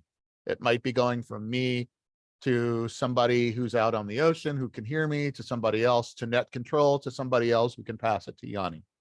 And then at some point, there will be a receipt sent which said, okay, Yanni got the message and it goes through that same chain back to me. And it might take a whole day to get there, but it'll get there. The check in a radiogram header. A radiogram is basically a piece of formal message traffic on a piece of paper. A check kind of like a checksum in digital communications, is a count of the number of words being sent. I am going to the zoo today. 7. So I would send that message and then I would send the number 7. That's our check. If the number doesn't match, that means that there was a word omitted somewhere and you better go find it. So you say, hey, I need you to repeat the message. Which of the following rules do not apply to the operation of a station? And the answer is that the FCC rules always apply. Now, in other words, you always have to follow the rules. You always have to identify with your call sign. You always have to identify every 10 minutes and at the end of the transmission. Now, when are you allowed to operate outside of your frequency privileges of your license class? Because those are specified as part of the FCC rules. Well, don't those rules just say the FCC rules always apply? Well, yes, but these very important words: immediate safety of human life or protection of property. A dam is about to break, somebody is about to die, and there's no cell phone coverage, right? There has to be no other way of getting a message across. If there's a radio there, you're allowed to use it. Even if it's not a ham radio, you know what? You're allowed to use it. Immediate safety of human life or protection of property.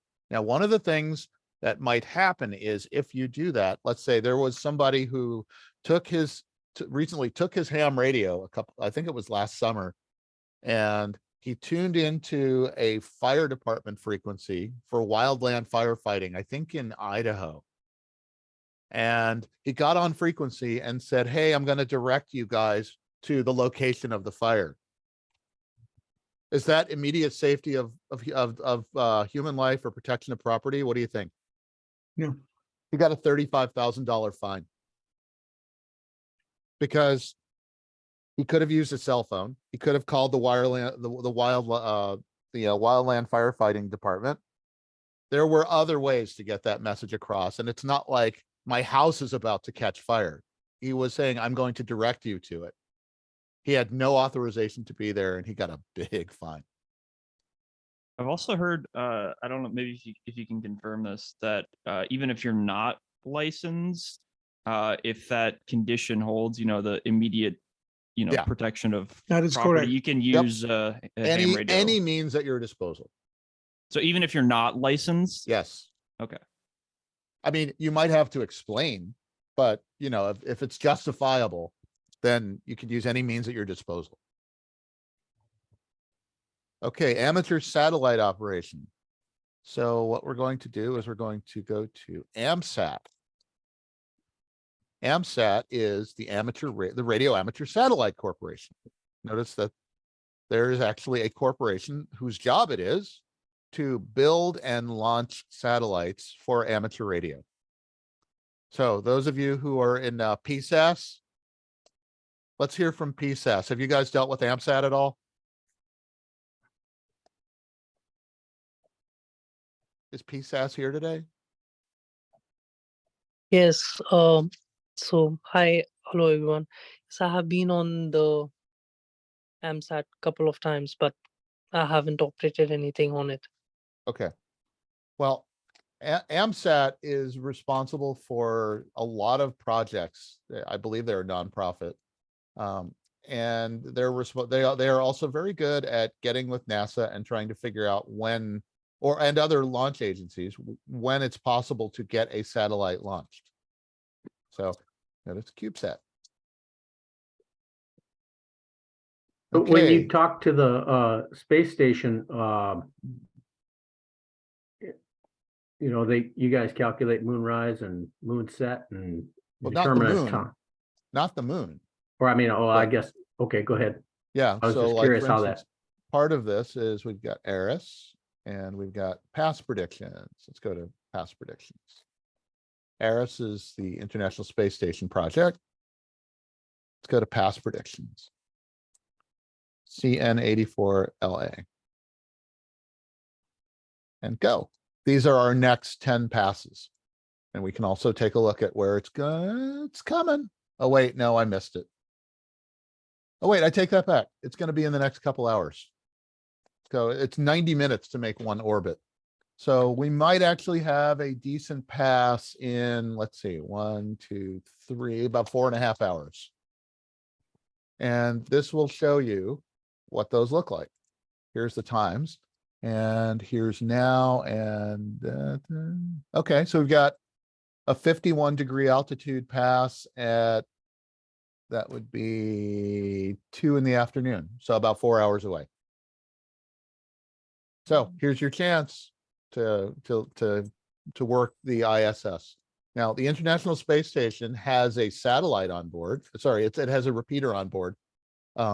Very occasionally, you'll actually get an astronaut who's operating there. And after 38 years, it finally happened to me. It was very exciting.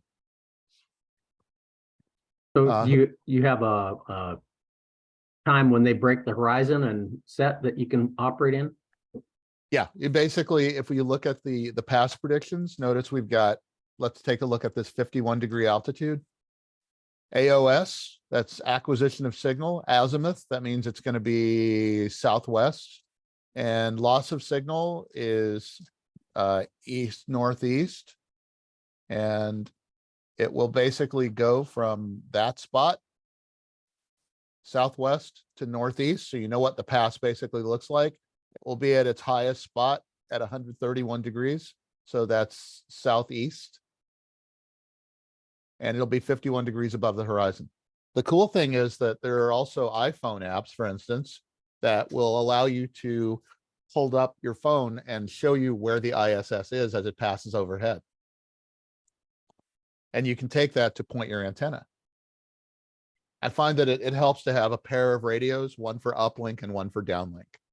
They can just be handheld radios and a little 3-element Yagi antenna.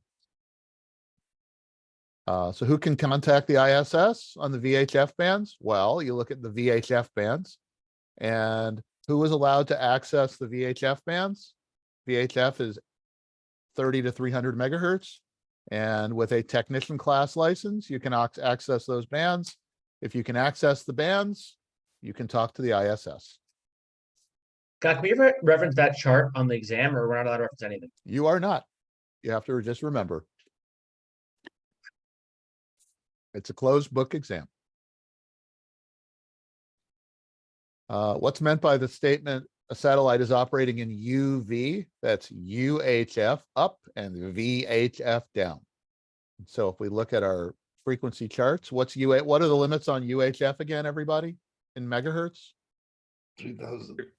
30 to 300. 300 to 3,000. So the 70 centimeter band is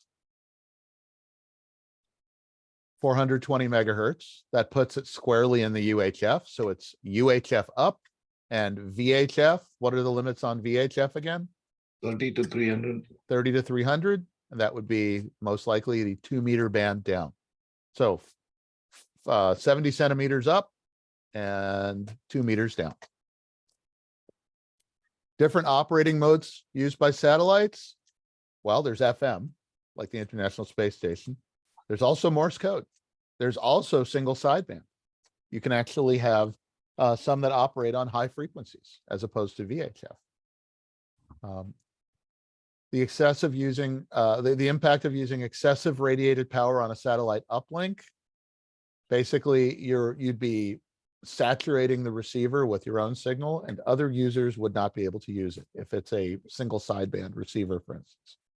The way to match the way to figure out how much power you should be using is if you listen to the satellite's beacon. The beacon is the call sign and maybe some other information being sent down. If your signal strength is about the same as the beacon strength, that means that you're transmitting with the right amount of power. The definition of a LEO stands for low Earth orbit. Virtually every amateur satellite up there, including the International Space Station, is a low Earth orbit satellite because at about 200 miles up, it doesn't take that much energy to get it up to that height. In order to be a geostationary satellite, it has to be at about 22,000 miles up. It takes a lot more energy to get it up there. And there is actually only one geostationary amateur radio satellite up there right now. and it's called QO100. It was put up by the Qatari Amateur Radio Association.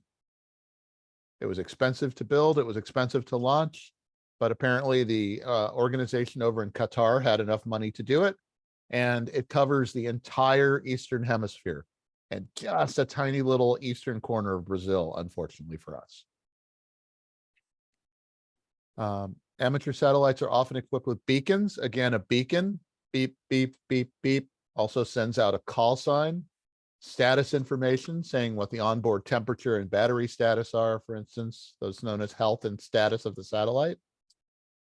In order to receive satellite telemetry, that would basically be this information, health and status, location. All you need is a receiver. Anybody can do that. That's actually how the amateur radio selfie satellite, which the PSAS group is planning on doing, will be able to send information to and then downlink photos from the satellite of the person that requested the selfie from 200 miles out, because the downlink can be listened to by anyone.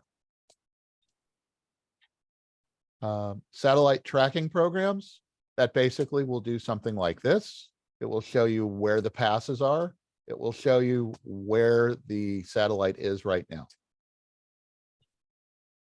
So time, azimuth, elevation of the start, maximum altitude, end of the pass. This is actually significant. The apparent frequency of the satellite transmission, including the effects of Doppler shift. We don't usually think about radio frequencies being shifted when we're moving in a car. It's not like we have to retune our FM radio. However, if the transmitting station is moving at 17,000 miles an hour toward us and away from us, what happens is that it actually is moving fast enough to cause a slight shift in the frequency of the radio waves that we're receiving. Similarly, when we're transmitting to it, we actually have to change our frequency because those waves are getting, they appear to be compressed or stretched. So we actually have to retune our radios based on where the satellite is and how fast it's moving. That's known as Doppler. In order to figure out where a satellite is, Johannes Kepler came up with lots of laws of motion of satellites, orbit. We enter something called Keplerian elements, named for Johannes Kepler, into a satellite tracking program to give it the ability to show us where to look. Doppler shift, again, is an observed change in signal frequency caused by motion between the satellite and the Earth. Spin fade. Okay. Satellites typically, and like the ISS as well, they rotate in space. That rotation gives them a little bit of microgravity. It also makes them more stable as they travel. Well, you're typically not going to have a satellite that's completely covered in antennas. So sometimes those antennas are going to be pointed toward you, and sometimes they'll be pointed away from you. And when the satellite rotates and the antennas point away from you, your signal will fade. That's known as spin fading. And how about a 5-minute break, everyone? Yeah. Yes? Yes. All right. Think of good questions, everyone.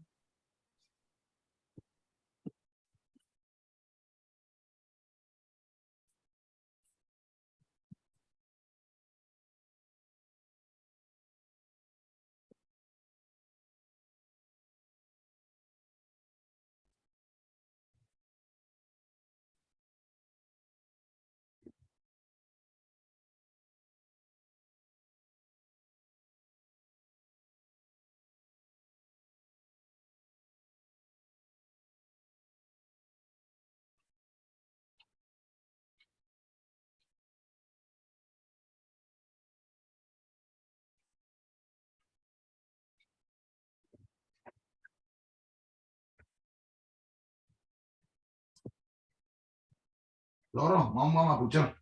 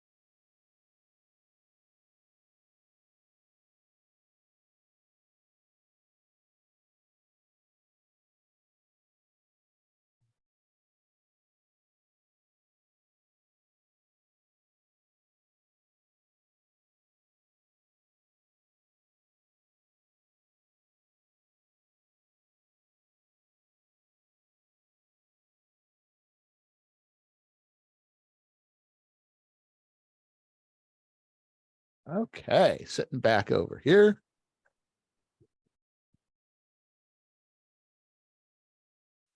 All right, what you guys got for questions?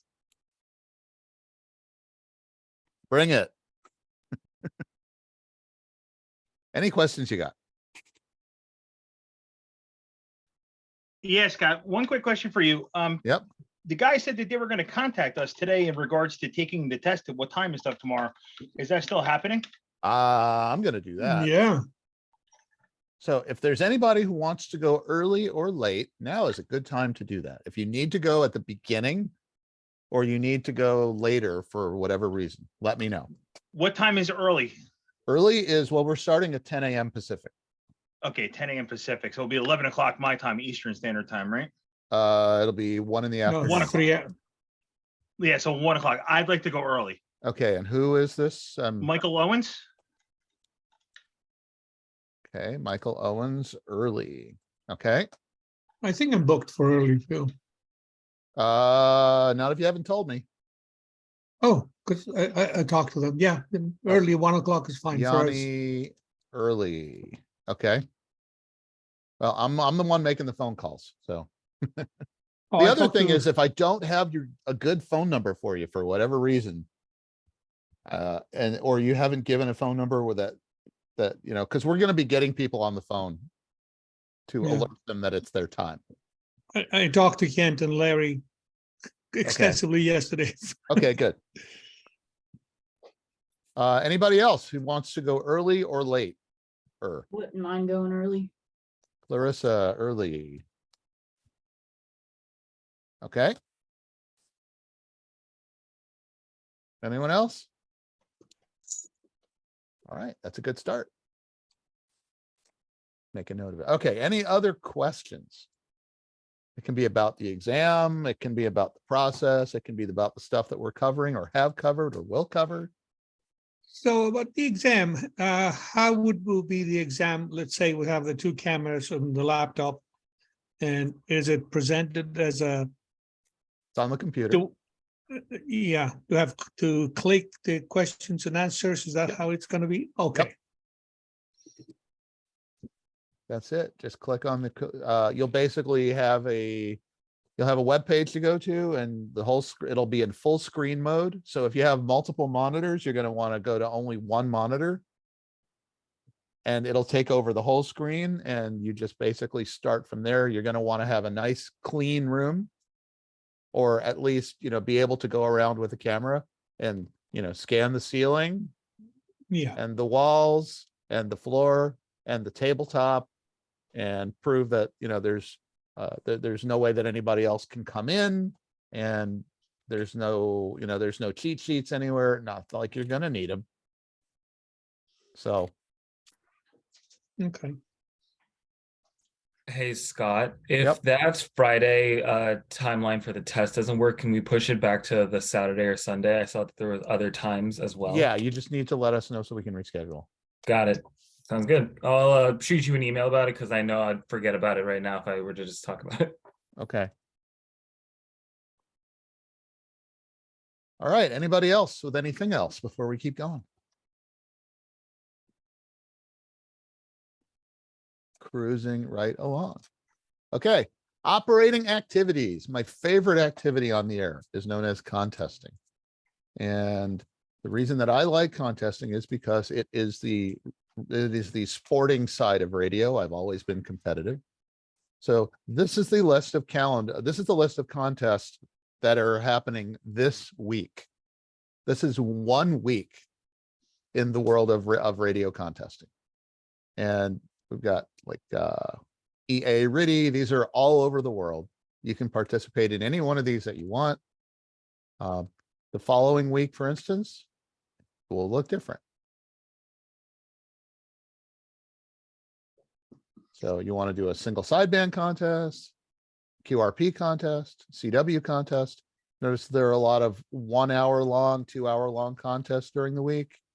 I participate in the CW Ops test, which is a 1 hour Morse code contest every week, which I find a lot of fun. Last night I operated for 1 hour. I made 56 contacts in 1 hour. It's a blast. but you know, that's just me. For some people, they don't like that. You know, they don't really get into the high energy stuff. I happen to really like it. So contesting is when you make as many contacts as you can in a specified period of time.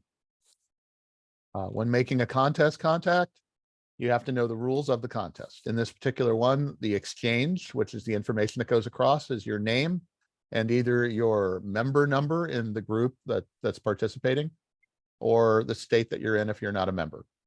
So you only want to send the information needed for proper identification and the exchange. In some cases, that's literally Scott, Oregon, and that's it. Or your signal report is a 59 in zone 3, 593. And then they'll say 593 next. You just basically move on. I've participated in contests where I could keep up a rate of about 5 per minute. I've done some that, you know, you can't do more than about 1 per minute because the exchange, there's just so much information to get across. A grid locator. This is this is one of the things that I sent you guys as part of that information packet. The entire world is split into grids. It's known as the Maidenhead grid square system. It goes from AA at the South Pole, 0, 0, to, I believe, RR at the North Pole. And each of those squares is then broken. Each of those 2 by 1 degree rectangles is broken up into 100 smaller grids. So for instance, let me bring that up. Grid square map. New share. So here's the grid square map of the US and part of Canada and a little bit of Mexico. So the reason that this is so useful is that if you look at, let's say, Montana is DN 28 all the way down to DN 75, and it's about, let's see, about 18 different grids, 19, 20 grids maybe that are part of Montana. Let's say that you're in Idaho in DN 33 and somebody says, I'm in Montana, and you're using an antenna system that's directional. Well, Montana could be to the north. It could also be pretty much to the east. Which way are you going to point? So by using grids, a grid basically gives us the ability to focus in on an area a little bit tighter than something like a state or a country would allow us to do so. And inside of these grids, for instance, I live in CN 84, which is this part of Oregon. I can even go further. This is broken up into a 24 by 24 section, given with 2 smaller letters. So CN 84 alpha alpha to CN 84 X-ray X-ray, going from south to north, and I believe east to west, or west to east. And that allows you to really, really pinpoint where somebody is. So do they do a similar thing when assigning your call sign, or is it just kind of generated by computer? When they don't care about that. Basically, the call signs are identified. The call signs are given by the region that you live in. So let's see, call sign regions. And we'll share this one. Because like I know the first 2 letters are the region, but I didn't know if they had. Yeah, the letters don't matter. It's only the number. The number is the only thing that matters. Every call sign is going to have at least 1 letter, and depending on the class of the call sign, at least 1 letter in the beginning, and then a number, and then at least 1 letter at the end. So who gives prefix, the number, call sign? Who gives the call sign? The FCC assigns the call sign sequentially out of the database. If you want to choose your own after that, you can apply for your own. You can apply for a vanity call sign of your choice if it's available, and it's appropriate for your license class, which we're going to get to shortly. So back to the grid squares thing, what's the advantage of using it over, say, like latitude, longitude? Well, latitude, longitude is, for instance, you know, somebody would have to say east or west, and they'd have to know north or south and break it down, you know, further. This basically is, it's just a convenient way of saying CN 84 FM 19. Letter, number. As opposed to saying 114 degrees west, 72 degrees north. Because then you really got to look at a map, and figure out where it is. But if I know that I hear DM 65, I get used to the fact that, okay, DM 65 is somewhere in New Mexico. DM 80, DM 79, that's Denver. EN 61, I know it's Chicago.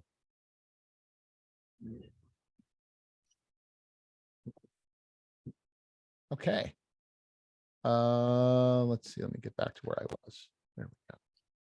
Okay, so a grid locator, letter, number, assigned to a geographic location. Following methods, which method is used to locate sources of interference or jamming? Radio direction finding. We go out, we play around with directional antennas and radios, and we point them places and try to figure out where the hidden transmitter is. So directional antenna. The most common use of the most common directional antenna is something that looks like this. Tape measure.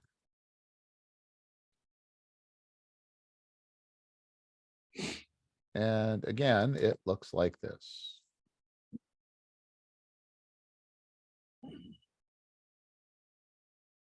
Costs about, well, does anyone here have a broken tape measure in their house? I think everyone's got at least one broken tape measure, right? You take it out, you basically pull the entire tape measure out, you cut it, and because it's already measured, right? It's already got inches or centimeters on it. You can cut it to length. You solder and feed the center driven element in the middle. The longer one is called the reflector. The shorter one is called the director. It works great. It costs almost nothing to build. Gives you about 6 or 7 decibels of gain in the forward direction for basically almost no money. The most expensive part is the cable and the PVC. Okay, next. IRLP. So now we're going to talk a little bit about how radio and the internet meet. The IRLP is the Internet Radio Linking Project. It's a way to connect radio systems like repeaters over the internet using voice over internet. Voice over internet is basically what we're doing right now. The fact that you can actually hear me and I don't sound like a bunch of ones and zeros, that's voice over internet. So is using the telephone.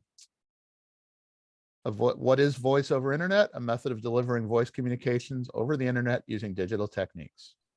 Okay, Echolink. Echolink is something that looks like this. And I'm going to share this.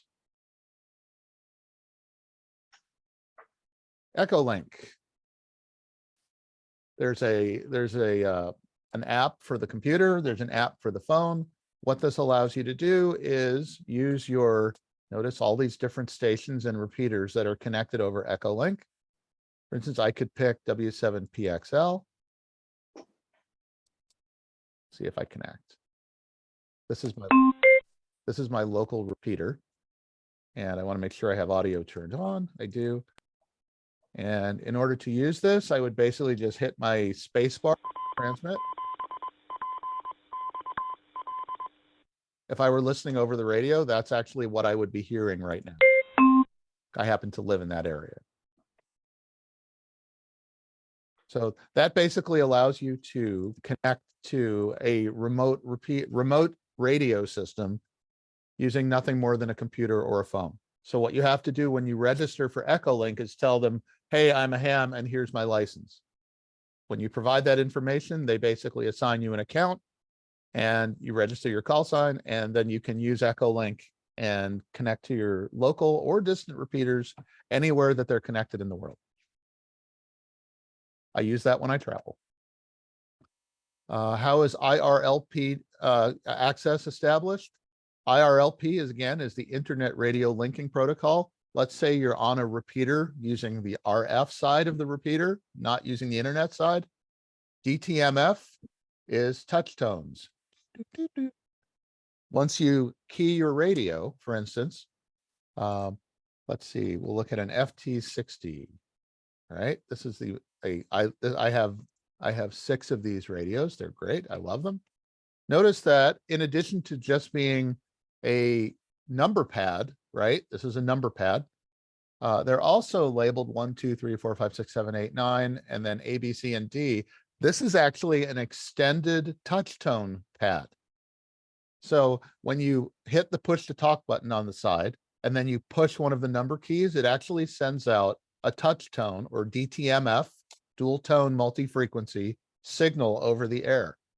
When you do that, if the repeater is programmed to do so, what will happen is that your touch tones will be sent out over the radio into the repeater. And when that happens, if the repeater is programmed to do so, it will actually connect the repeater to the internet and allow you to link up to other repeaters in other places. An amateur radio station that connects other stations to the internet is known as a gateway. And I know somebody was mentioning something called a Zum spot yesterday. We were talking about that, right? That's basically a radio to internet gateway.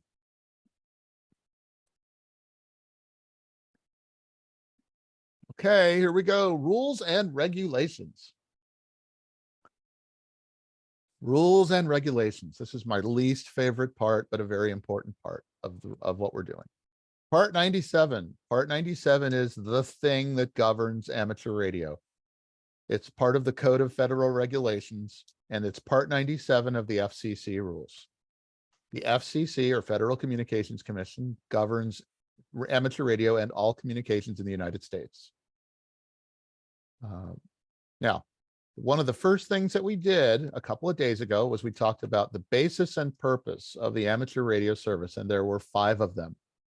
One of them is advancing skills in the technical and communications of the art. Now, you may remember that there were some other ones as well, such as developing a pool of operators, international goodwill, things like that.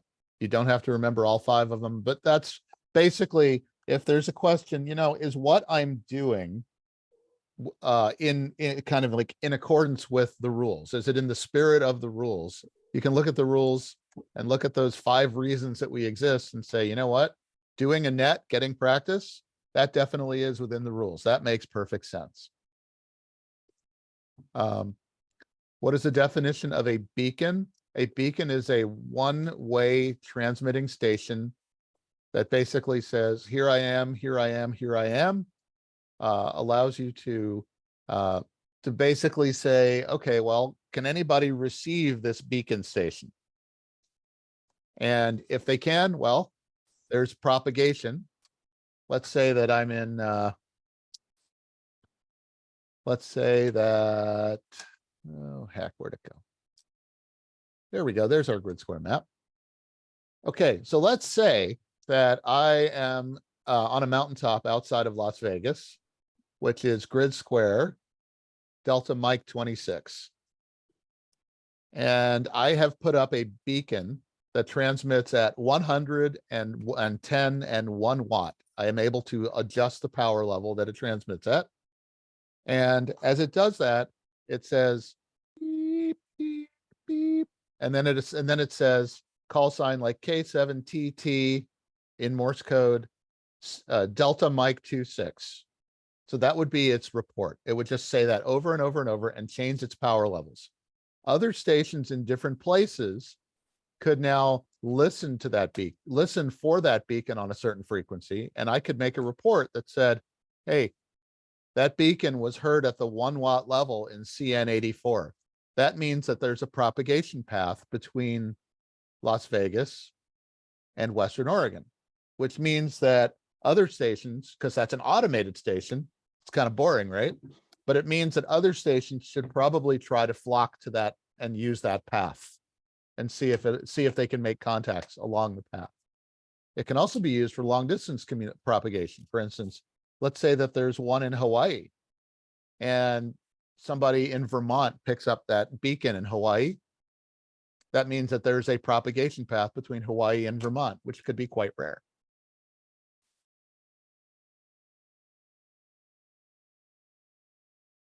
Okay, so experimental activities or observing propagation.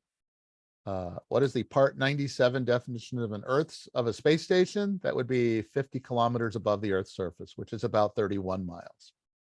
So that's the dividing line between an Earth station and a space station.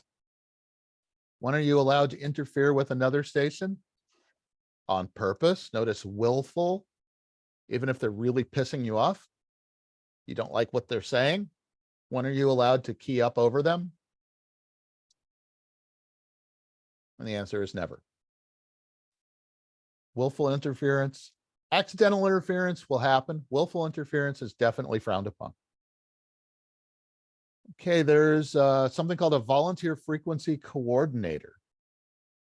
All right, a frequency coordinator is an organization or person that has been selected by a group of local hams to basically figure out how to keep the peace. So in Oregon, for instance, Oregon Radio Relay Council, ORRC. Can everybody see this okay? So if you live in Oregon and you have a repeater, or you're eligible to have a repeater, which means you have a technician class license or higher, this basically says that, okay, well, I am one of those people that votes for the members of the ORRC. The ORRC in Oregon is the group that is responsible for keeping the peace.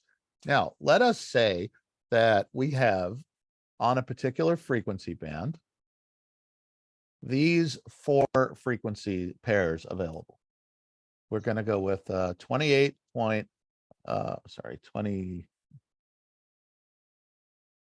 29.630, 29.650, 29.670.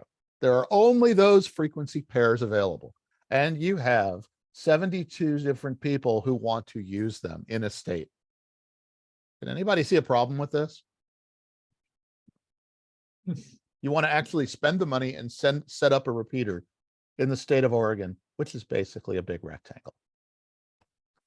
Well, you could say, okay, how are we going to assign these 4 different frequency pairs? We're going to call them like A, B, C, and D, so that we can get the maximum use out of our frequencies and our geography. So first thing, maybe somebody puts an A station here and an A station here, and maybe a B station here and a B station here, and maybe a C there and a C over here and a D here and maybe a D here. And maybe we can do another one right there if these guys don't interfere with each other. And maybe instead of that, we say, okay, you know what? You can both exist, but you're going to have a PL of 100.0 on this one and a PL of 67.0 on this one. And because we're doing that, we can assign another D station up here and maybe another A station right in the middle and a B station right in the middle, because they're not going to interfere with each other. And so basically what they attempt to do is try to maximize the use of the frequencies and using the geography, make sure that stations don't interfere with each other to try to make everybody happy.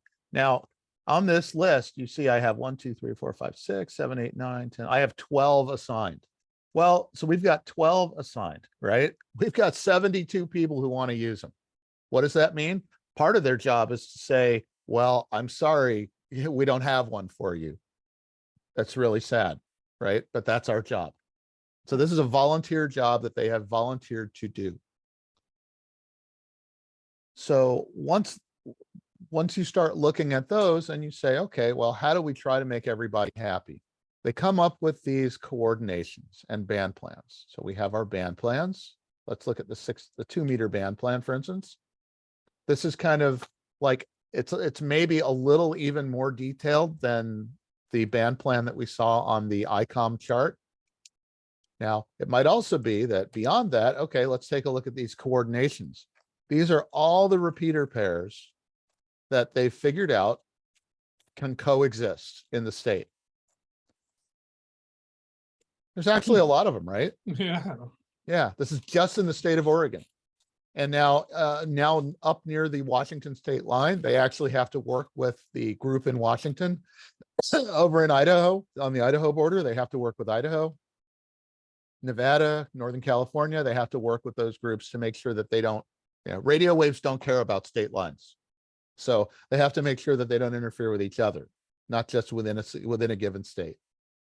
So, but you'll notice, like, let's look at 146.72. This is the Valley Club repeater in Eugene. Well, we've got us, which is in Junction City. Where's the next nearest one? It's in Astoria, all the way out on the coast and on the very northern end of the state. We have a pretty big coverage area. If you look at the map of our repeater, it covers all the way out to Portland, all the way out to the ocean, all the way over to the Cascades, and all the way down to about Roseburg. It's a big circle. This other repeater in Astoria is also a really big circle, but it covers up into Washington, and it covers all the way to Portland and all the way south down the coast and way out into the ocean. So there are some areas where somebody might be able to actually use both of them, or because of that, neither of them. But by and large, they avoid each other. Now, it's also their job to say, hey, we don't have this one available, but hey, you know what? We haven't heard this repeater right here online for a very long time. We're going to get in contact with them and see if it really still exists, or if it's functional. And if it's not, they might actually say, you know what? We're going to pull your allocation and we're going to give it to somebody else because your repeater's been off the air for a year. This is a resource. We're going to reallocate it. So that's the job of a frequency coordinator. It's a volunteer job. It's a pretty thankless job, but somebody has to do it. Okay, frequency allocations and power limits. This is the stuff that you just have to memorize. This is the stuff that you just have to memorize. Okay, which frequency is in the 6 meter amateur band? The 6 meter amateur band covers from 50 to 54 megahertz. You just have to look at the chart and know that 52.525, which is a nice repetitive one if you get this question, falls in the 6 meter band. Which band includes 146.52 megahertz? The 2 meter band covers 144 to 148. Again, you just have to memorize that. And where do you find that stuff?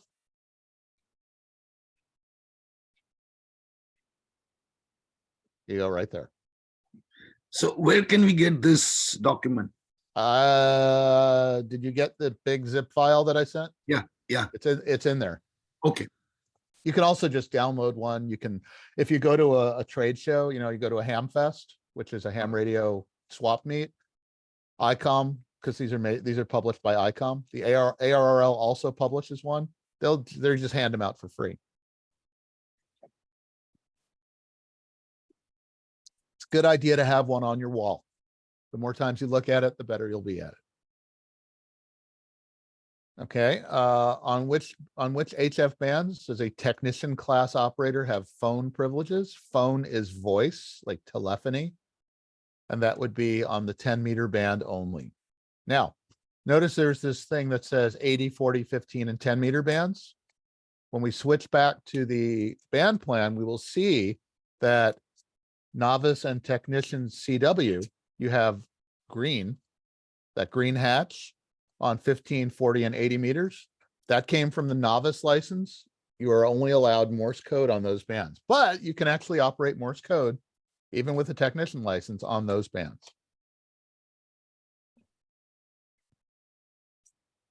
Which of the following frequency ranges are available for phone operation by technician class licensees?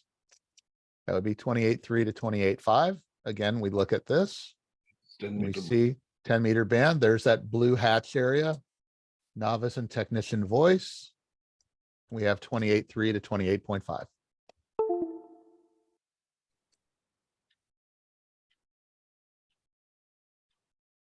Okay, where may SSB phone be used in bands above 50 megahertz? Well, we can look here and see that above 50 megahertz, which is up here, and we look for SSB, which is that kind of green. We see that it exists here and here and here and here and here and here. Every band has at least a little bit of room for single sideband. And the answer, of course, is in at least some segment of all these bands. Okay, by law, which of the following UHF and VHF band segments are limited to Morse code only? Again, go back to the band plan and we see these little red areas right there and right there and right there. Those are Morse code only. And the ones that virtually nobody uses, 222, the ones that are used are right here and right here, 50.1, 50 to 50.1 and 144 to 144.1. And we go back here and here's the answer. How can amateurs use the 219 to 220 segment? You know what's really weird? If we go back to this band, you notice what doesn't even show up on this chart? Anything below 222, right? 219 to 220 is kind of an orphan band. It was created by an agreement between the FCC and amateur radio operators and I believe UPS, where UPS wanted to use part of the radio spectrum for package tracking. And so we traded 220 to 222 for 219 to 220. And that is only used for FIDS digital message forwarding systems only. So the answer to that weird band right there is the weird answer. That's the easy way to remember it. The answer to the weird outlier band that doesn't even show up on the chart is the weirdest answer. So basically that's digital data from a mailbox to another mailbox. You know, that's actually used by some people. I don't personally use it, but you can. How does UPS use it with their little handheld? I think it's with the little handheld devices. And I don't know if they've moved off of it. You know, they may have moved away from it by this point. That was many years ago. Okay, so now what we're going to do is go back to our spectrum. And here's our center frequency of what we're sending. And here's our, let's call it a band edge. And this will be 28.000. And this will be 28.500. You know what? Let's make this the technician class band. 28.300 to 28.500. Okay. Single sideband looks like this. We're going to pick upper sideband. So this is an upper sideband signal in frequency. This is USB. I'm going to use a different color pen. There we go. There's our upper sideband signal. Here's our center frequency right here. The FCC rules only state what? The limits of your band are from 28.3 to 28.5. It's pretty cool. They don't tell us if the signal's got to be there or here or here. They just say it has to be in that band. So let's say, do we know how wide the signal is in kilohertz? See if you guys remember from yesterday. That's about 3 kilohertz wide. Well, this is actually 28,500 kilohertz. And this is 28,300 kilohertz. So now we're dealing with the same units. So what would happen if I tune my radio to 28,490? Where would the upper edge be? Right there. If the signal is 3 kilohertz wide. The 28,490 plus 3. That'd be 28,493. Okay. Now let's instead take this signal and move it. We're going to tune our tuning dial because we are allowed to tune our radios, right? I'm going to pick like this. And I'm going to pick 28,498 because there's some rare DX station that I really want to work. Where does the upper edge of that signal fall? Outside the range. Yep, 28.501. You are no longer within compliance of the FCC rules. So this could get you a little notice saying, hey, you know, just so you know, you're outside of the rules. that probably won't get you, you know, an FCC fine or something like that. But if you did it over and over and over and over and over, it could, you know, get you a fine. Now, the other thing, of course, is that because this is still a ham band, the whole band actually goes from 28.0 to 29.7. It goes way out there in both directions, right? So even if you're outside of your privileges, you're still inside a ham band. But let's pick a different one now. Let's go from on a band with called 20 meters, which is 14.0 to 14.350. And we're going to be an upper sideband. And we heard some rare DX station, and they were in a place where we were tuning to 14.348. Where's the upper edge? Right there.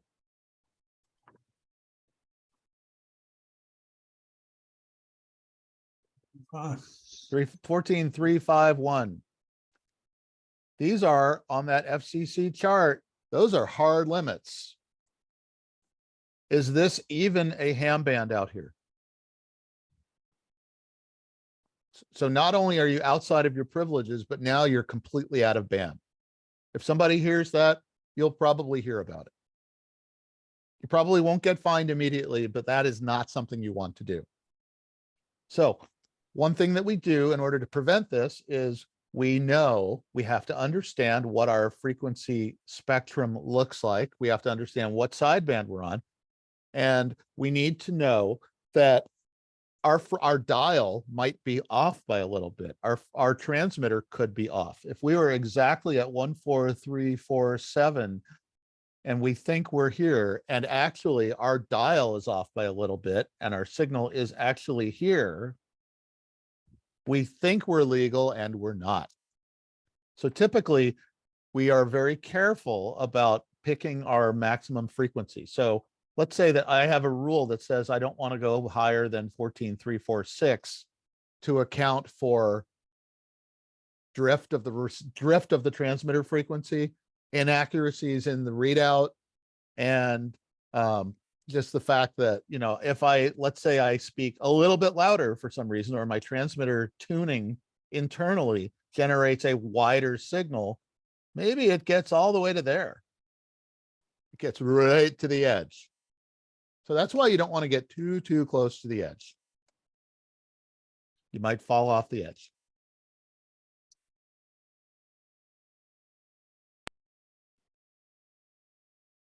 Okay, and the answer is, in this case, all of these choices are correct. Allow for calibration error, modulation sidebands don't go beyond the edge, and to allow for transmitter frequency drift.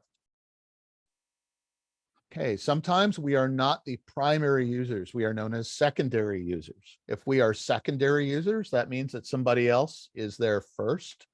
If we hear, let's say on the 70 centimeter band, military stations who are the primary users, we can't interfere with them. You know, they're supposed to be there. They're number one. We're number two. So we have to accept interference from them. It's in the hierarchy.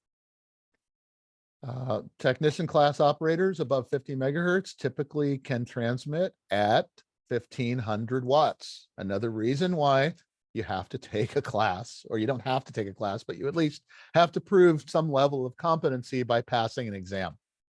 Because, you know, you're not limited to like 2 watts, you're limited to 1500 watts. That's a lot of power. That's a potentially big amplifier. That's potentially hazardous to people. So above 30 megahertz with a few restrictions here and there, you're allowed 1500 watts of transmitter power. On the HF band segments, HF again is 3 to 30 megahertz, you're allowed 200 watts,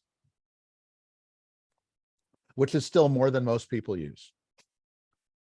There are actually 5 license classes that exist. There are the novice, the technician, the general, advanced, and extra. The advanced and the novice class license have not been available through an exam for about the last 20 years. So the ones you can get now are the technician, the general, and the amateur extra. There are still a lot of people who have their novice class license and who have their advanced class license. If you renew every 10 years, you can keep your license at whatever class you had. I actually just had back about a year ago, W7QF Sue, who some of you might meet tomorrow if you take a test. She came in with a novice license from 1986. She didn't even have a technician class license. So she took she'd retired and said, it's time for me to do something. So she took her technician license exam and passed it. And then a month later, she took her general, and a month later, she took her extra. And then she became a volunteer examiner. And then she also started operating. And in the last year plus, she's confirmed over 200 countries around the world. And she's a frequent examination lead as well with the Anchorage group. So she's gone from having a license which was issued in 1986 that she basically didn't use for 35 years and never upgraded, but she kept it. And now she's an extra class operator who's really, really active and a volunteer examiner. So, but sometimes you'll actually hear a novice class license on the air. So would like extra be above advanced? Yep. Yep. Extra is the highest class of license that's assigned. So as a general, you are allowed to give technician class exams. As an extra, you can give general class exams and extra class exams. So you can give any exam. What kind of material was covered in the advanced? So the way that it was split out, the novice was really, really, really basic. The technician was because it added some other privileges above 30 megahertz. The technician actually required you to do 5 words a minute. So did the novice of Morse code. It also covered, repeater use and things like that. The general is very similar to the general today because that's your big foray into the high frequency bands. The advanced was a really, really technical exam. It was really hard. The extra class exam, actually, I think, the advanced exam was 50 questions. The extra class exam was 40 questions, and I didn't really think it was very hard because the advanced exam was designed to be the really technical exam. So today, the novice and the technician have been merged together into the technician exam. The general exam is basically pretty much the way it was, and the advanced and extra is the killer. But I know a lot of people study for it. A lot of people get their extra. The nice thing about having an extra class license is that you have basically no sub-band limitations. You can use any part of any band if it's a ham band. And if you travel, an extra class license, no matter what country you travel to, translates to whatever their maximum class license is. So like I have an extra class license anywhere in the world that I go, I can get a full spectrum license and operate from a foreign country. And Morse code has been removed from the test as well, correct? Right. And more, although in some countries, technically, if they give you if you get a reciprocal license, they could ask you to prove Morse code proficiency at 12 words a minute. I've never been asked. I can certainly do it, but I've never been asked. Normal term for an FCC license is 10 years. You used to get things in the mail. We don't get things in the mail anymore. So the FCC basically grants you your license. It shows up in the FCC ULS database. If you went to get an FRN, that FCC registration number, that's that same system that you went to. You want to keep a hold of that number because that's basically your identifier that your license will be assigned to. You're only allowed one station grant by any, can be held by any person. What makes a license valid? If it shows up in the database, it's legal. So basically, if it shows up in the database as expired, that means that it's not good. If it shows up as active, that means that it's a valid license, simply put. Because you won't even have anything. You can always print out a version of it now and keep it in your wallet or something, but that doesn't prove anything. What does is that it shows up in the database. The database is the active representation of what is a valid license and what isn't. Once somebody's call sign registration is expired, does the FCC reassign them? Within 2 years, it can be after 2 years, it can be reassigned. So it has to be expired or vacated for 2 years before it can be reassigned. So to renew it, do you just pay another fee or do you have to take another test? Okay. Nope, just renew it. Just send in the registration fee to process the license and sign the form and say, I'm renewing it for another 10 years. And then it'll show up as renewed for another 10 years. One of the nice things about the ARRL is that they actually send out notifications that say, hey, if you're a member, you know, your license is expiring 6 months from now. Probably want to keep an eye on that, because every 10 years, I mean, the next time I do mine, I'll be 62 years old. So, you know, I may not be necessarily remembering, hey, I have to do it when I'm 62. So, who can select a desired call sign? My call sign N7JI, I picked under the vanity call sign rules. It was available. I wanted a 1x2 call. Notice one letter in the prefix, 2 letters in the suffix. I wanted a 1x2 call and it was available. So I asked for it and I got it. The call sign that you apply for, if you want to apply for a call sign, is it has to match, number one, it has to match the prefix allocations that are assigned to the United States. Some people seem to forget that, you know, like occasionally you'll hear about somebody who wanted the call sign and they actually bothered to pay the FTC to try to process it of B0BBY. All right. Every call sign in the United States starts with WNK or AA through AL. Hi, Hannah. Every call sign in the US starts with those things only. Right? So the FCC gets this, somebody gets a chuckle and says, yeah, okay, we're going to deny this. What? We're going to deny it because it starts with a B0. That's not a US call sign. Good. Hold on a second. What? Should I introduce this? No, that's fine. So anyway, like for instance, somebody again at the FCC will get a chuckle and they'll say, yeah, sorry, that doesn't apply. It's not a US call sign because it starts with B0. So you may say, okay, well, who is B0 assigned to? So all call sign prefixes are assigned to somebody or some country. So let's see if I can find a list.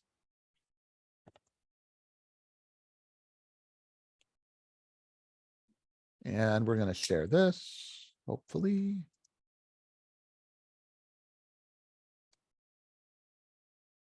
Here we go.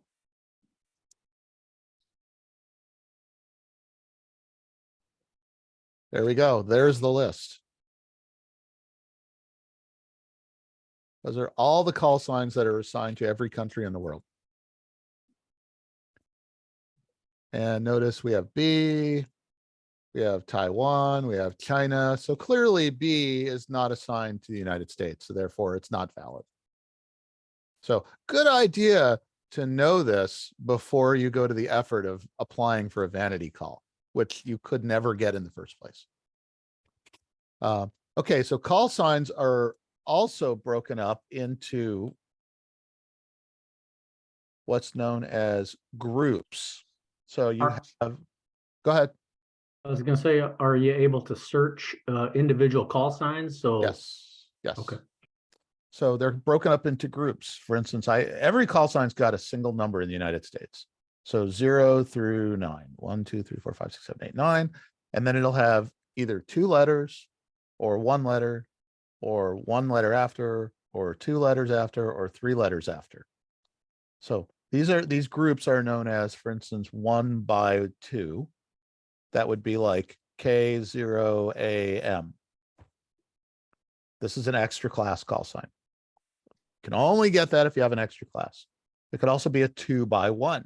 So KM0T. That would be extra only. You could also have 2x2. So you could have AA7AC. That would only be an extra class call sign. You could also have a 2x2, which is KM7OM. That would be advanced or extra. Or if you happen to live in Alaska, you might get something like a KL7OP. That actually can be assigned to anyone in I think Alaska. the guy that runs the MeWe group is KL7AA. Right, but and I don't know if he's got his extra or not, but Alaska, because they're, you know, they've run out of call signs, they'll assign a technician class call to a 2x2. So like KL5PP. Fletcher, you're sending a question mark. What?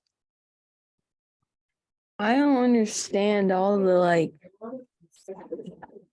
how the different letters are used. I just don't understand that. Okay, you ever listen to a radio station? Yes. Okay. Definitely. What does a radio station call itself? A radio station? Yeah, but what does it call itself? They have, KMTR. It has a unique identifier. There's a unique call sign identifier, like KMOX, Oh, okay. etc. WFBD. Okay. Those are That unique makes sense. identifiers. Well, we also have unique identifiers. Every amateur radio station in the world is assigned a unique identifier. Yes, he was never. And it follows it follows a different process, right? And it has to have letters and numbers and a combination and a maximum of one number. And so those numbers, 0, like for instance, let me bring that back up. Call sign area map. And I need to do a new share. I lost my share screen. Yes. So here's the call sign area map.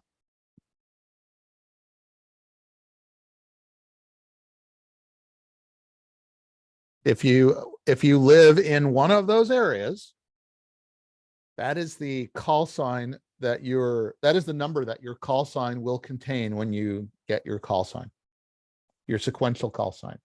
Once you ask for something else, you can pick any call sign from anywhere, unless of course you live in the United States, continental United States. You can't request a call sign in Alaska or Hawaii. But for instance, if I live in Oregon, I could, and I saw K5TM, I could actually apply for a 5 call. Now, the problem is, of course, that if there are people from overseas that are pointing to the United States and they hear somebody with a 5 call, they might point toward Texas and not point toward Oregon, because, I live in Oregon and not Texas, but people with 5 calls typically are living in Texas. So most people tend to pick a call sign that has the number assigned to the area they live in. So, living in Alaska, You'll get a KL something. I couldn't deviate from that though, huh? I don't believe so. Alaska always, I think, has to get Alaska call signs. So New Jersey is 2 calls, number 2, right? Yep. New Jersey's a big number 2. Sorry, I used to live in New Jersey. Yeah, New York, New Jersey. How many letters? Is it just, you're saying we can't have a 1x2? Not as a technician. Or a 2x2 if you're just a technician. Technician can have a 1x3 or a 1x3. 2x3. Okay. And we live in Idaho, so we'd use the 7. You'd use a 7 call typically.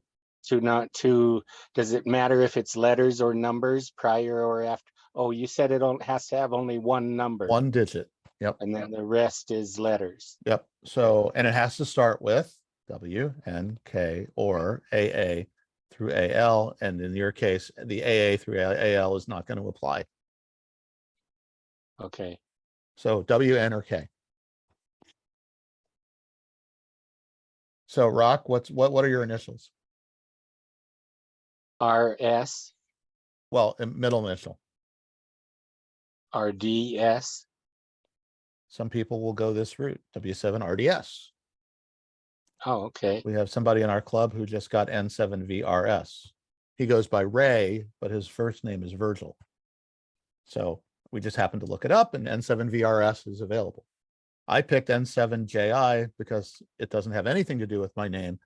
But when I was looking, KA3NJI was my original call sign way back, and it had a JI, and JI was available. So I said, oh yeah, that's a cool call.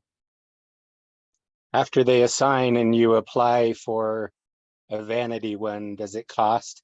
That's another $35. Yeah. Another 35. Yep. Because the FCC up until about a year ago never charged for that, but they started charging just as a processing fee. It was originally going to be $50. We fought it and said, the ARRL fought it and said, that's ridiculous. That's an unnecessary burden. And here's the other thing. If you're under 18 and you test with an FCC, with an ARRL affiliated testing group, typically they'll do it at reduced cost, sometimes for free. And the ARRL also has a program. Let's see.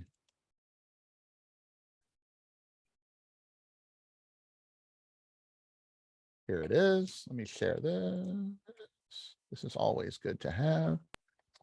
ARRL Youth Licensing Grant Program.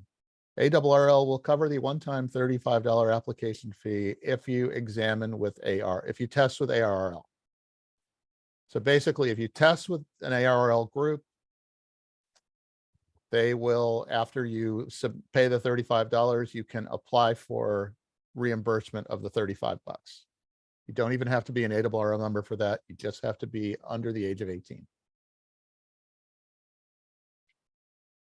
So basically making it almost free to get a license. I'll put that out in the chat. Was Echo Link an app on the phones? It's on the computer and on my phone. I actually have it on my phone.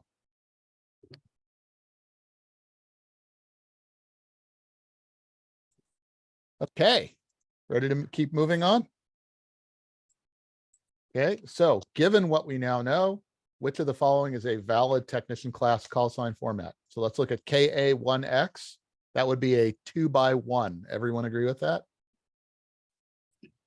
W1XX would be a 1x2. Those are not technician class valid call signs. KF1XXX, that's a 2x3. It has a single digit in it, so that one's the right one. The grace period for renewal on a license is 2 years. After 2 years, all bets are off. If your license is expired, but you're in the grace period, are you allowed to operate? And the answer is no. You have to be valid in the FCC database. Club grant. A club, any club, has to have at least 4 members to be a club. Once you are a club, you basically will pick a trustee of the club, call sign. The club will get a call sign. The trustee will be responsible for the operation of the club. If the FCC can't get to you by email, they can not just mail, but email, they can actually pull your license. So make sure your email address is valid. They can actually pull your license. If you don't keep an email address valid with them, they can pull your license. You're allowed to transmit from any vessel or craft in international waters documented as registered in the United States. Basically, that's United States territory.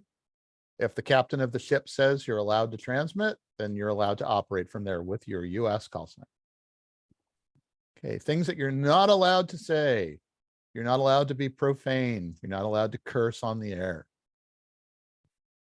When are you allowed to transmit music? There's only one time, And that comes from when repeaters would retransmit space shuttle wake-up calls, because they would retransmit all the space shuttle communications. So manned spacecraft, and that would be the space shuttle, if they were retransmitting space shuttle communications, and in particular wake-up calls, they could play wake-up music. That's the only time you're allowed to actually play music over the air. When are you allowed to obscure the meaning of a message? Now, the answer really is, really almost never. The only time you're allowed to is if you have a space station. Let's say that you're in control of a satellite. You're allowed to encrypt that so that no one else can hear it if you don't want somebody else taking control of your satellite and crashing it into the ground. The other one is if you have a radio controlled craft, let's say a drone or a radio controlled plane or a radio controlled boat or RC car, we are allowed to actually do that using ham radio. And you're allowed to encrypt those signals so that nobody else crashes your vehicle. Who are we allowed to communicate with? We are allowed to communicate with people from any other country unless their government says that they are not allowed to. So, for instance, a few years ago, there was a group of hams that went to Socotra Island off the coast of Yemen. And apparently Yemen is still at war with Israel. And they said, hey, you guys from Italy who are coming in to operate, here are your reciprocal licenses. Our rules say you're not allowed to communicate with any Israeli stations, even if you can hear them, because we're still at war. So if they've told the ITU they're not allowed to, then you're not allowed to. Other than that, you can do it. We are, again, a non-commercial radio service, which means we don't take money for what we do. So when are we allowed to take money? Let's say that you are a teacher, you are a ham radio operator, and you want to use your ham radio license and equipment to do demonstrations in class and teach different topics. Ham radio is a wonderful educational tool. If you happen to get paid as a teacher and you're doing classroom instruction and you're using ham radio for it, then you can still get paid. When can ham radio operators use stations to notify other amateurs of the ability of equipment for trade or sale? Okay, so again, non-commercial, right? Means we can't make money, which means you can't run a ham radio business or any other business over the air using ham radio. However, let's say that you say once in a while, hey, I've got a handheld radio to sell, $200, contact me. That's actually okay if it's something related to ham radio. You know, it could be a desk that is specifically set up with a power strip that would be perfect for radio. You're not allowed to sell pizza over the radio. However, in theory, you're allowed to order a pizza, just not pay for it. How does the FCC define broadcasting for the amateur service? Broadcasting is intended for the general public. This is very different from one-way transmissions.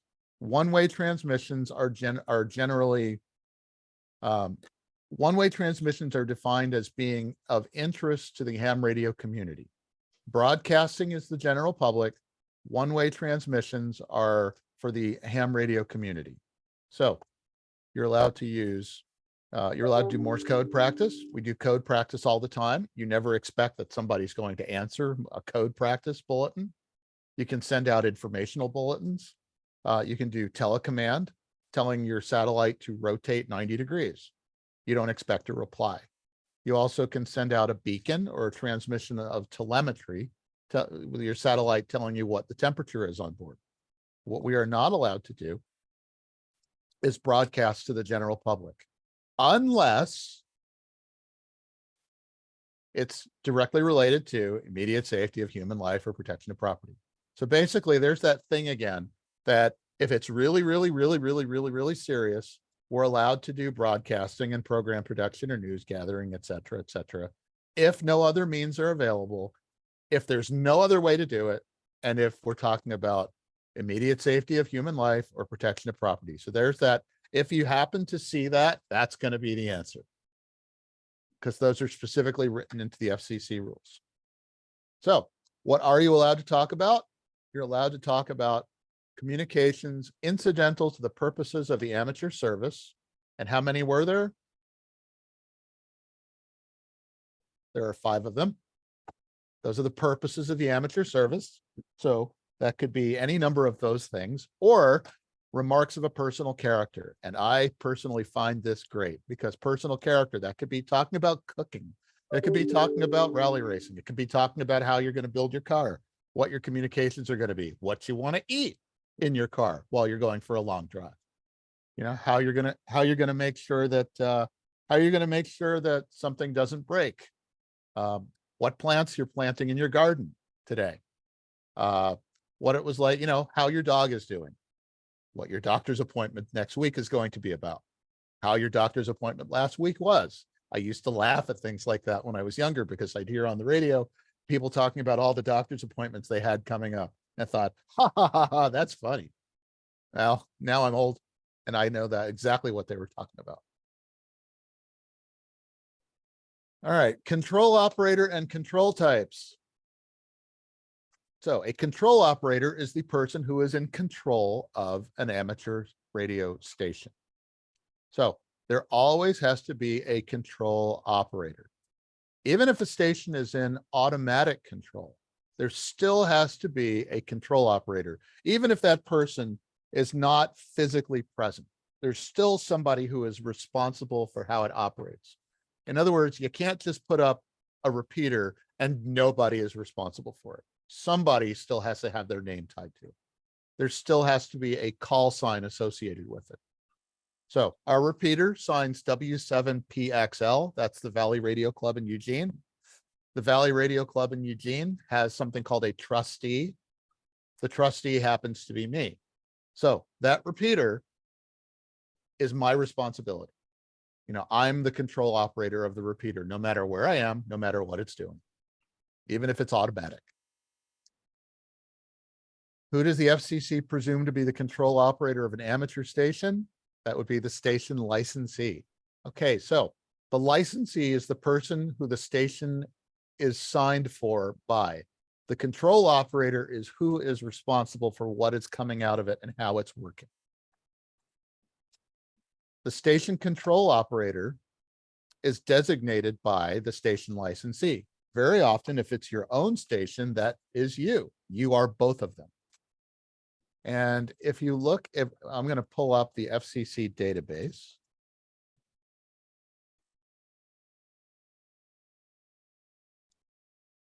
Because we were asking about this today, right? Somebody was asking about the FCC database and how to look for things in the FCC database. And hopefully this will load and then we'll be able to show you. Okay, so this is the FCC Universal Licensing System database. And we're going to look up N7JI. We're going to look up me. And I'm going to hit search. And hopefully this doesn't take too long. Of course, just when we want it to, it takes a long time.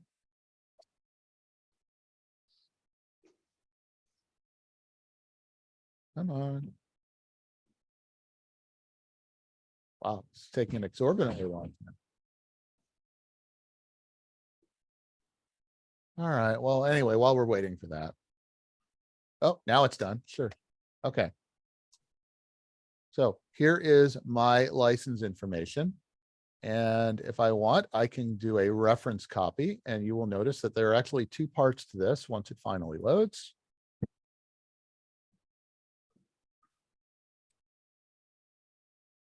Maybe if I click away from it, it'll come up.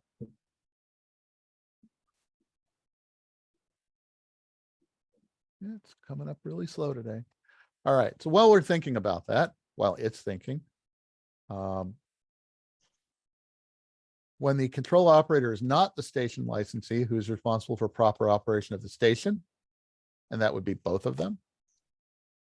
And let's see if my license is up yet.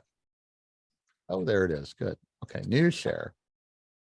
Here it is. Here's what my license looks like. Notice that it's 2 pieces, right? it's an amateur radio license. There's an operator license and there's a station license. There's really two parts to this.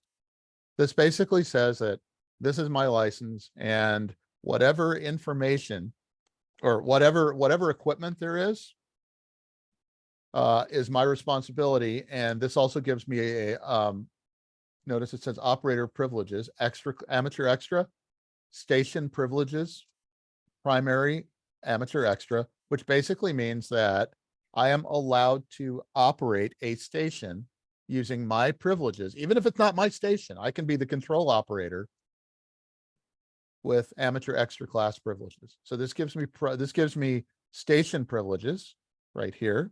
So this is kind of like my station license, and this is my extra class operator license. So it's really two pieces to the same thing.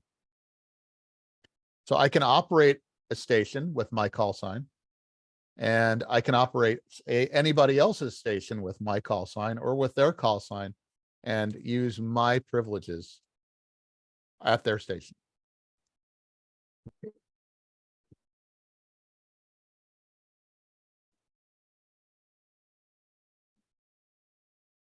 Okay.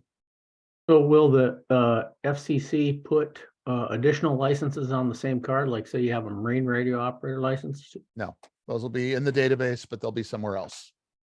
So like, for instance, if we go to the ULS and let me look at different other call signs, we'll go to just a general license search home. Hopefully this loads. And let's see if I can get this WQZH655. Now this is an FRS call or a GMRS license call. And we will see if this is smart enough to pull it up. WQZH655 is it's our local emergency response group. We have a GMRS license, and I'll go back to that when it shows up. Oh, there it is. WQZH655, Southeast Neighborhood Association. So this is a totally different license class, but all FCC licenses will show up in this universal licensing system. Now, they can also all be tied to, notice that it has an FRN. You can have, 4 different licenses tied to your FRN. But yes, that does work. Okay, let's see. The control operator is not the station licensee. The licensee and control operator are both responsible. What if a repeater is an automatic retransmitting thing? So let's say that I am responsible for the operation of my repeater, and somebody gets on my repeater frequency and starts cursing on my repeater. I am not responsible because it is happening automatically. I might be able to step in and stop it and shut down the repeater, but I'm not required to. Basically, the offending stuff is coming from somebody who is the originating station, and they are responsible. So let's say somebody gets on my repeater and starts cursing. If the FCC is going to issue a fine, it's to them and not me. What determines the transmitting frequency privileges of an amateur station? That would be the class of operator license held by the control operator. Now, this is kind of important. What license class goes with a club station? A club station does not have a control operator assigned. So what privileges does a club station have, in your opinion? The operator that's using it? Whoever's using it, that's right. Because it doesn't have any privileges by itself. So could somebody who doesn't have a license walk in and just start using a club station? No. Nope. And that's why if you have a club station, it's important to keep it under some degree of security, because who's responsible if it is used? The trustee. The trustee, the owner of the station. If I am the trustee of the Valley Radio Club station and somebody comes in and just sits down and starts using it, I'm actually responsible. It's my fault. So that's why it's important to have security. And that's actually what we do. We have a locking box at the museum station.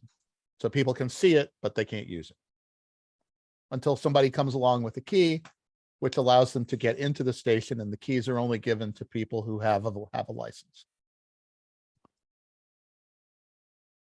Under normal circumstances, can a technician class licensee be the control of a station operating in an amateur extra class band segment? And the answer is no. Now, under normal circumstances, and why do they say under normal circumstances? Everybody, let's hear what you think. Unless it's life-threatening emergency. That's right. Property. Unless there's an immediate threat to human life or protection of property, right? That would be a not normal circumstance. But under normal circumstances, you have to follow the rules. Who can be the control operator of a station communicating through an amateur satellite or space station? That would be anyone who is allowed to transmit on the uplink frequency. Basically, even if that signal is then shifted somewhere else and retransmitted on a band where you have no privileges, you're not the one who put it there.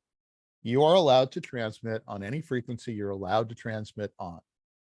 If somebody moves what you're saying somewhere else, that's not you, that's them. A control point. A control point is the location at which the control operator function is performed. That could be a push to talk button. If it's local control, literally that would mean I have the radio in my control and I'm pushing the button. There's also something called remote control, which is operating a station over the internet. If you're operating a station over the internet, what is the control point? The control point would be your internet spot. Somebody's sitting at their computer. That's right. That's the control point. So the control operator has to be at the control point. There always has to be a control operator because there's a requirement that every amateur station has to have a control operator. And the control operator indirectly manipulates the controls by pushing the up and down arrow or by using a mouse. Automatic control is using a system like a repeater automatically. It retransmits things automatically. All right, now we're onto station identification. We're almost at the end of this stuff. When are you required to transmit your call sign? Notice the answer is at least every 10 minutes, during, and at the end. Notice this says at the beginning. That's not it. It's at least every 10 minutes and at the end. That is the correct answer. You can transmit a signal without identifying when you're running when you're using a model craft like like an RC car or a remote control plane or a drone. Typically what you would do is if you're doing that on the transmitter itself, you'd have your name, your call sign, and your address on the transmitter. That identifies the signal. When you end your transmission, do you need to say out or anything like that? No. Nope. No, that's a trucker language. Yep. N7JI, clear, or just N7JI. People will get the idea. When identifying in a phone subband, again, what does phone mean? What does phone Listen mean? and trust me. Phone means voice. Voice. Yep, phone means voice. So when you're transmitting in a voice subband, you need to use English in the United States. When I was in Chile and Uruguay, I had to use Spanish, even though the conversations were in a lot of different languages, potentially. I still had to identify in Spanish. In the United States, I have to identify in English. What can identify if you're in a phone band? You can either say it, N7JI, or in the background, you can have Morse code playing. This is how repeaters identify themselves usually, using Morse code. When do we use the phonetic alphabet? We use it all the time. The reason we use the phonetic alphabet is because it eliminates or it reduces the likelihood that a C and a V and a P and a D and a T and an E are going to somehow get confused, especially when the conditions are really noisy and there's like scratching and you can barely hear what someone's saying. Phonetics really help. As far as tactical call signs, race headquarters. How often do you have to use your actual call sign if you're aid station number 1? Every 10 minutes or less. Every 10 minutes and the end. At the At end. the end. That's right. In other words, you can call yourself whatever you want. You can say race headquarters, tactical station 3, aid station 2, checkpoint B. You can call yourself whatever you want, but you still have to use your call sign. When operating mobile or portable, sometimes I'll be like N7JI/M, which means I'm mobile, or N7JI/QRP, which means I'm operating low power, or N7JI/6, which means I'm in California.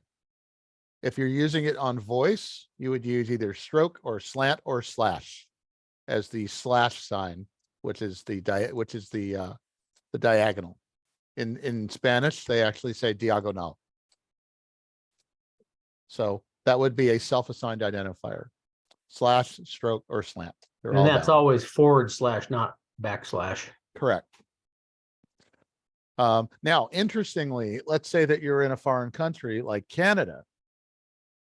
The United States and Canada have a very close relationship. When you go to Canada, like if I'm in Ontario, I would sign N7JI/VE3. I would actually have to identify like that. I'm legally obligated to.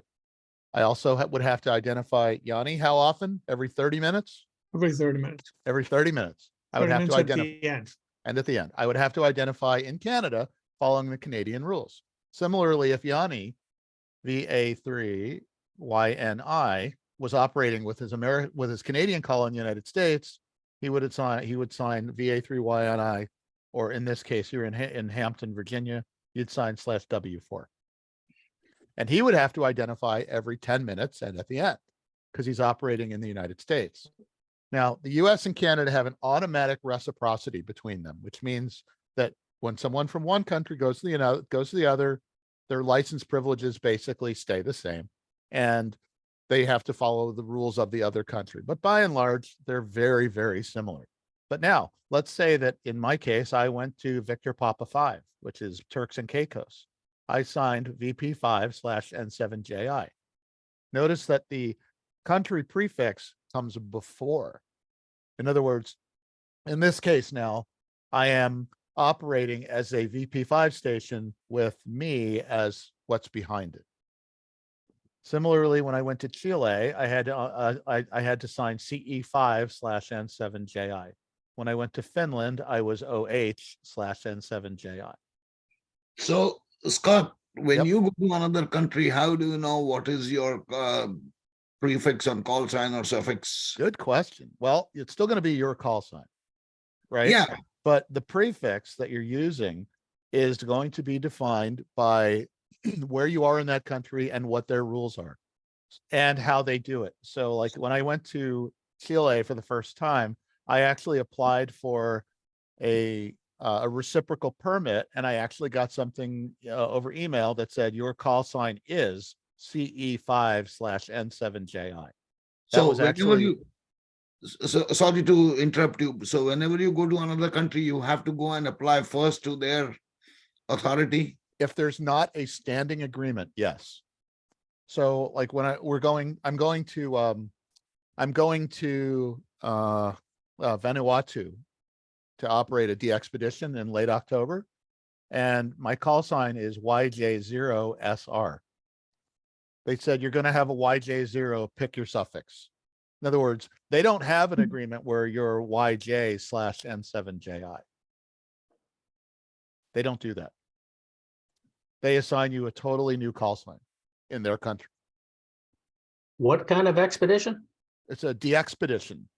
We're going to a resort, and we're going to bring radios and antennas.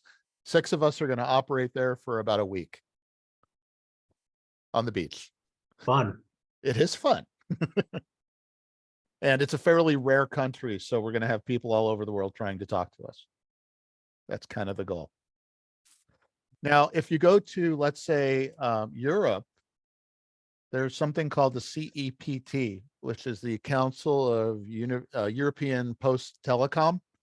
They have an agreement with the United States and within all European stations, so that you only have to have a license, and then when you go there, you print out the forms and sign them and carry them with you. And so when I go to Europe, I'm OE/N7JI by that form. I don't even have to file any information with the government. So that's Austria. In Germany, I'd be DL/N7JI. I've done that. Finland, I was OH/N7JI. Norway, LA/N7JI, and so on and so forth. See, when I broadcast from the boat and using the radio on the boat, I have to use the international ship's license, which is CKA 20228. Really? Yeah. But is it registered in Canada? Yeah. So but, do you actually have to identify that? Well, if I, in any case, an emergency, or if I want to talk to another ship, I talk as a CKA 2028. Okay. That's my call sign. Okay. But is that on the amateur bands or that's on the marine bands? Marine and amateur. Okay. But you can still use your own call sign, I assume, if you want to. If I want to, yes. Yeah, okay. And you can use that instead of 3, use 0. Okay. To show that it's in a vessel. Okay, and we are just about at the end. So I think we've timed this about right. Third-party communications. Okay, so if I am talking with Yanni over the air, for instance, and I am station 1 and he's station 2, we'll go with numbers. We'll go with station 1 and station 2. I'm the first party and Yanni is the second party to this communication. Anybody else who joins in would be a third party, kind of like a third wheel, right? So let's say that somebody local to me has given me a message for Yanni and they've handed me a piece of paper and I am going to send this information to Yanni on behalf of that third party. That person would now be a third party and this would be a third party communication. He could also say, hey, Yanni, or I would say, Yanni, hey, since you're over there on the boat, I would like you to tell somebody information on behalf of this person for this person. They are both third parties, so we're still handling third party traffic. We are only allowed to do this if the countries that we are in permit it. So if, let's say we're both in the United States or United States and Canada, everything's fine. We can do third party traffic. If we are in the US and let's say instead of Yanni, I'm talking to somebody in Japan, we are not allowed to do this. There are rules regarding third party traffic that have been set up by governments because in a lot of cases, the government ran the long distance company and the long distance company is the government. And the government also assigns ham radio licenses. So why would the government intentionally take money out of its own pocket? So that's why certain countries we do, and certain countries we do not have third-party agreements with. That's exactly what we do when we get kids on the radio over at the museum. We have third-party agreements. We have third-party licensing inside the United States, and we have a lot of fun with it. Okay. There's third-party agreements. And finally, if the FCC comes and knocks on your door and says, we need to inspect your equipment because we think you're interfering with the federal air traffic control system tower, what do you have to do? Open the door and say hello. Yep, you open the door and say, oh, come on in and take a look. You know, each time, do you have to carry your equipment and license copy? That is a great question because there are a lot of times, like I will take my portable equipment, I'll take all the batteries out and I'll stuff it all in my suitcase along with the antennas and everything.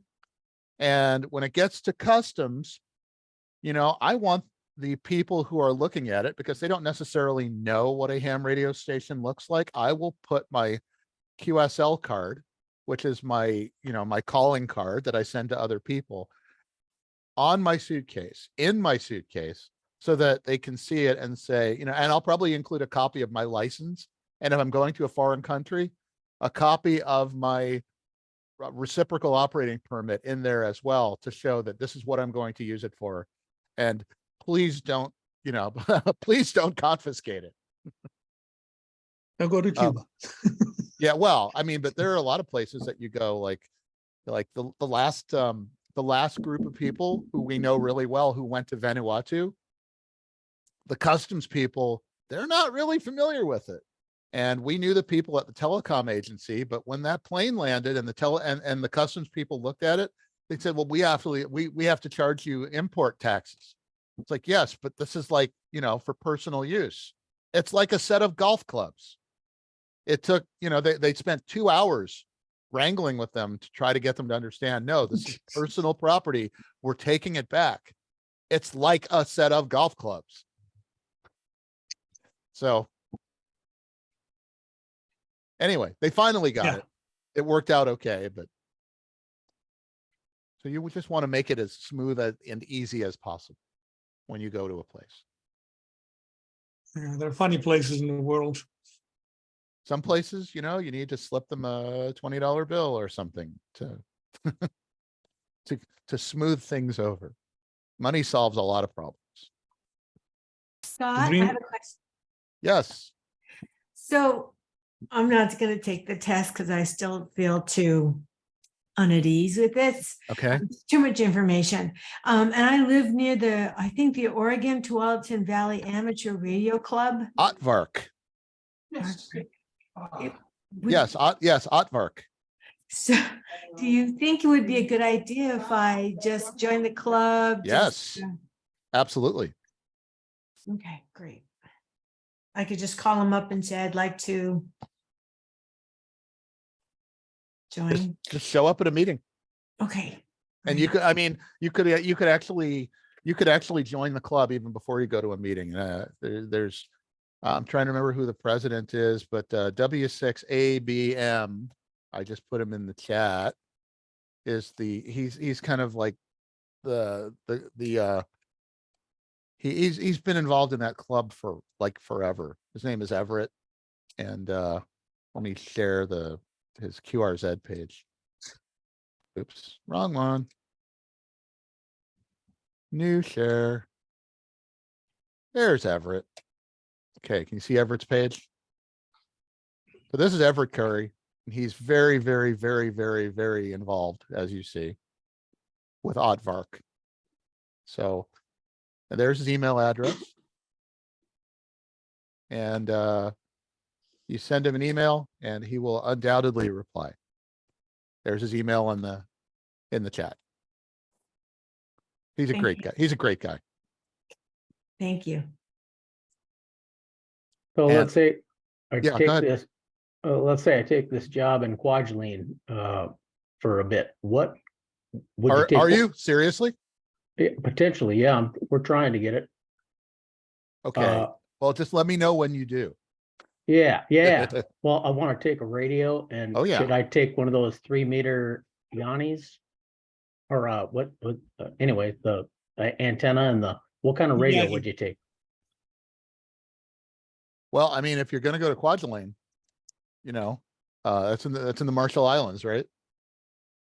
Yep. Okay, so Kwajalein used to be, if I'm not mistaken, part of the United States, and now it's part of the Marshall Islands, which is independent. And just looking at the Marshall Islands, I'm looking at somebody who's licensed there. It is a V7 call. So you notice this KH9. So I know that I've spoken with Kwajalein when it was like a part of a different country, but when it was part of the United States. But now that it's part of the Republic of the Marshall Islands, you would have to get in touch with the licensing authority in the Marshall Islands and either apply for a call sign or a reciprocal permit to operate there. What radio and antenna would you take? I don't know. I mean, what do you want to do? You want to talk to people all over the world? I hope you do. I hope you're upgraded to and on the HF bands, and I'm shooting for extra. Okay, well, you take whatever you can, like this is where, the radio almost becomes of secondary importance because it really doesn't matter. What's going to matter is what you bring for antennas and what you build. Okay, I got your email. I'll be in touch. Yeah, I mean, that really is what's important, because a $10,000 radio with a crappy antenna is a pretty crappy station. A $200 radio that still works with a killer antenna is a killer station. And I will, any day of the week, I will say that the biggest bang for your buck when you're putting a station together is your antenna system. Because with an antenna, without a decent antenna system, you have a deaf station.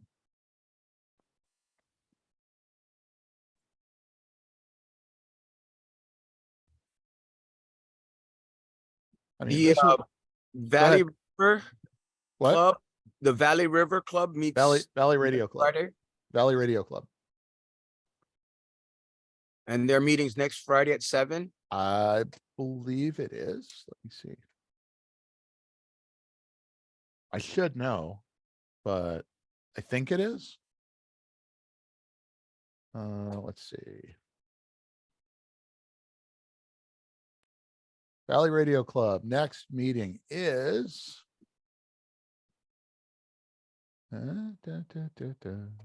club meetings, usually the first Friday of the month. That would make it the 7th, right? I'd make it next Friday. Yeah, okay. How'd you check it? Yeah, and and actually the dues were reduced to $12 a year. So kind of a no-brainer. I was actually going to ask about the Valley River Club's testing. I noticed that it's the second Friday, so that would be the 14th, correct? Except in this case, I think it's the 15th.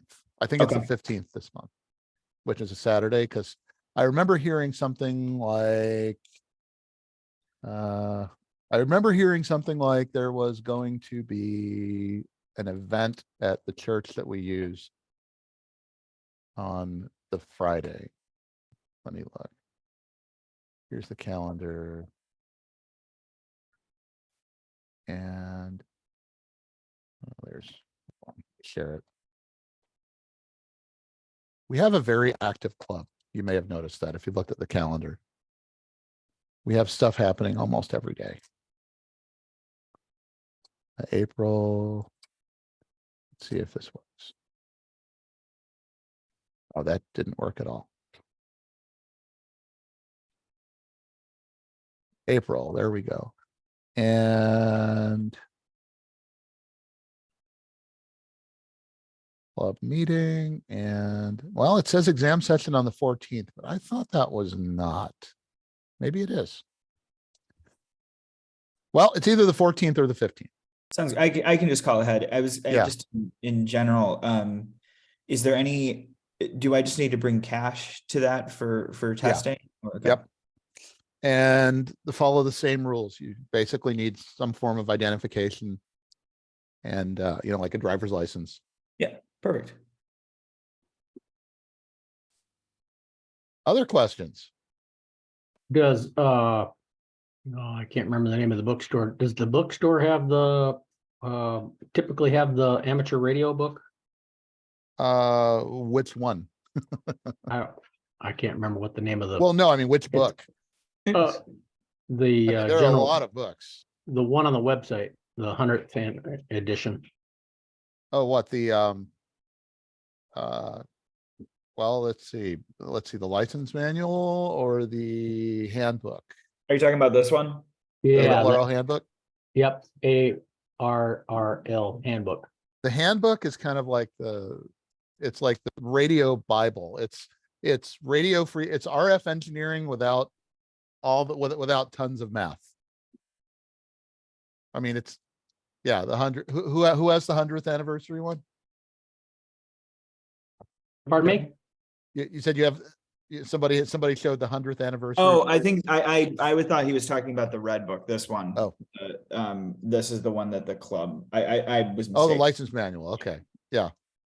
We got Walden's books. Okay. Yeah, I mean, whether or not they have it or not, I mean, you can always get it at Amazon always sells them. You can also go to the ARRL website. And here's it's changed the name now, the Amazon. Yeah. Oh, Barnes and Noble, sorry. Yeah. Right, but here's the ARRL website for publications, and Let's see, ARRL books, licensing, education, and training. I just want to go to the bookstore. That's not specifically the bookstore. Oh, no. Okay.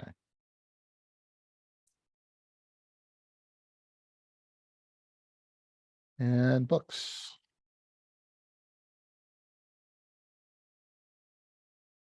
And like, here's your antenna book. I'm a big fan of the antenna book. I have a copy of that. It's like what, 400 pages of antennas. Like I said, antennas are, the big bang for your buck.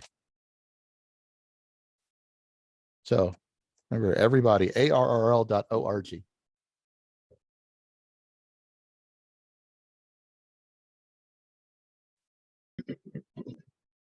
All right. Any other questions?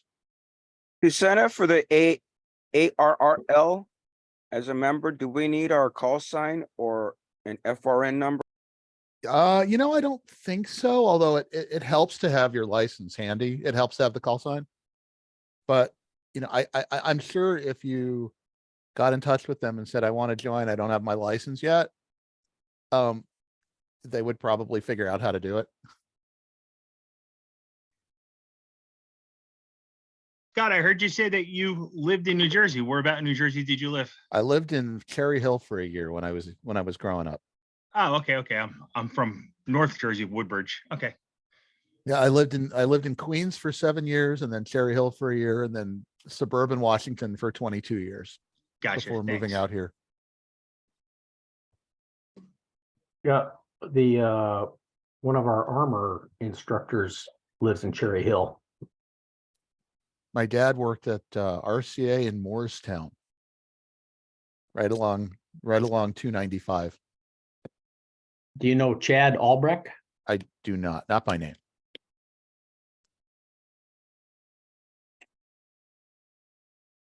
Any other questions? It's a good time to ask. I know we had a conversation a couple days ago about how Baofangs are not necessarily the best radios. Do you have any recommendations for other brands or models? Almost anything else. Oh, excellent. I mean, basically, if you're looking at a handheld, if you're paying $100 for a handheld, it's a decent radio. Cool. If you're paying $150 for a radio, it's probably a more decent radio. But, $100 basically gets you into the class where, even if it's simple, at least functionally speaking, it's going to be a decent handheld. Beyond that, it's really, okay, it's a prettier display. It's dual band instead of a single band. It's got more memories. It has APRS built into it. I mean, like there's like, here, let me bring one up. Kenwood. Yeah, just in terms of performance. Yeah, I mean, basically it's a radio up until a certain point. To get to a certain point. Notice here you've got like this Anytone. It's got a nice display. That's a Chinese radio. That's a decent DMR radio. I have one. Then to get the Kenwood version of it, notice this D74A right here. Those are going for about $800, $900 now. Fundamentally, it's still just a handheld, but it's essentially a complete station in a box. It does APRS, it'll do digipeating, it'll do, I think, legal crossband repeating, but it's still just a handheld radio. But it's a really nice handheld radio. Whereas, actually, it's a tri-bander even. Yeah, it does 220 as well. But like this is very popular with a lot of people because notice that has a really pretty display. Notice this does not have a really pretty display. This is a Yaesu FT60, right? This is what is typically now, at least in Eugene, this is the de facto radio for people getting into radio because it's a 20-year-old design. You can still get tons of batteries for it, and they still make it. It was actually, they wanted to sunset it, Yaesu, and they were convinced by people who kept buying them to not sunset it and figure out how to still make them. And, notice the display, it's only got LCD, and it only shows one frequency at a time. And it doesn't do a lot of the really cool stuff that a lot of those other radios do. But it's a very, very solid functional radio with a metal case. There's another one that somebody's got their mic open. Oh, there we go. Okay. So there's another one that I've actually been recommending for people. Like I'm active with some local, school clubs. And so we'll get some portable handheld radios that we can loan to kids. And this is what we have. Notice it's a, orange display, LCD, nothing fancy. But what it does do is that it's a very solidly built little handheld. It's $100 and it's waterproof. And okay, so it doesn't do a lot of the really cool stuff that you might want a radio to do, but the damn thing is waterproof, which means it goes in somebody's backpack and it's not going to get destroyed. That's a perfect loaner radio. I have one of them because it's a waterproof radio. If I take it outside and it gets wet, it's not going to get ruined. So also, Scott, which hotspot do you recommend? I don't know enough about them to recommend. Okay. Honestly. If you go to Ham Radio Outlet, have you heard of Ham Radio Outlet? Yeah, sure. Okay. Where do you live? New Jersey. We don't have one. There's one in Delaware, I think. Yeah, there's one in Delaware. Correct. It's close enough. They don't have sales tax, right? Yeah. They don't have sales tax. That is true. Not from Woodbridge, from Cherry Hill, yes. It's close Yeah. by. So if I look up, let me look up ZumSpot, see if it comes up with anything. But today you don't have to go physically to any store. You can always get everything. Yeah, you can get, but if you want to go physically see something in person, notice Right. all these Zum radio, here's Yeah. hotspots and stuff like that. Okay. So there's also a lot of different projects that exist and a lot of code that's been written for the Raspberry Pi and the Arduino platforms. Right. I had heard that. So, for people who enjoy programming on microcontrollers, there's a lot of stuff to be done out there. So then I guess you wouldn't know if one hotspot would work for two different applications, two different connections, correct? That I don't know, but Okay. but I know people who might know. Yeah. I've got a good number of friends here in Eugene who do a lot of digital stuff. Okay. Thank you. And I have a DMR handheld, but I've never really gotten into it. But I know people who do. And yeah, that seems like very interesting to me. Yeah. So Scott, I have another question. Yep. So I'm gonna finish getting my cert training. Yep. And we live up on the hills with a lot of trees, and I'm interested in what you might recommend for a handheld for disasters, for beginners. Well, I mean, what I would recommend for you mean as far as radio or antenna or I guess I'm learning everything. So I guess a handheld first is what everybody is walking around with right now. Yeah. Well, I mean, but whether or not it's for beginners or otherwise, I don't think it makes any difference. Okay. I mean, a radio is a radio. It's, if you're talking about something that's going to be easier to use, then, you'd basically be looking at something that you can program that isn't, it isn't a killer to deal with. The interface doesn't suck. I mean, that's something that, when you go to a club meeting, you can say, hey, I'm totally new. Show me a radio to get. Everybody's got a radio on their belt. Okay. You know what I mean? Yeah. Well, do you suppose the Alinco, the one for the teenagers, would be good? I mean, since it's I like it. waterproof? I like it. Okay. And they're not overly expensive and they're built really well. I mean, Alinco is kind of like you know, there's Yaesu, ICOM, and Kenwood, and then there's Alinco. It's a Japanese company and they've been around a long time. And maybe they don't have the same prestige, but I've always really liked their stuff. Okay, because we're just thinking, well, walk in the rain. Yep, Okay, exactly. thank you. On durability, do you have a recommendation for like a mobile radio for? Not really. Basically, YIK, Yaesu, ICOM, Kenwood, Alinco. They're all fine. Again, there's that same, you know, there's that same thing. If it's typically they're all going to be built really well, RF wise. Okay. It really comes down to features after that. I didn't know if you had one that in mind that you knew was like super durable and could withstand. One thing that you'll see sometimes is that they'll specify built to mil spec standards, mil standard 810. Okay. If it's built to mil standard 810, that means that they meet military standards, which in theory means that it's built more solidly. Good enough for me. It's been tested and gone through vibration and stuff like that. Yeah. Now the other thing I'm going to say is that if you just try to operate with a handheld radio and you don't live on in a place that's really, really high up, you're going to get really, really frustrated, especially if you move around, because of that very same reason that, you know, you're inside a house, your signal goes through different things. So what I recommend is you get a very simple antenna. You can build your own that looks like this, that goes up on the roof of your house. You can buy a single thing that looks like this. This is known as a copper cactus J-pole. You can build your own, you can buy it from somebody. There are many, many options, but even with a handheld radio, get yourself an adapter, run a cable from inside to outside, and you will be a lot happier. I don't think I can do that in the middle of the woods though. So Sure you can.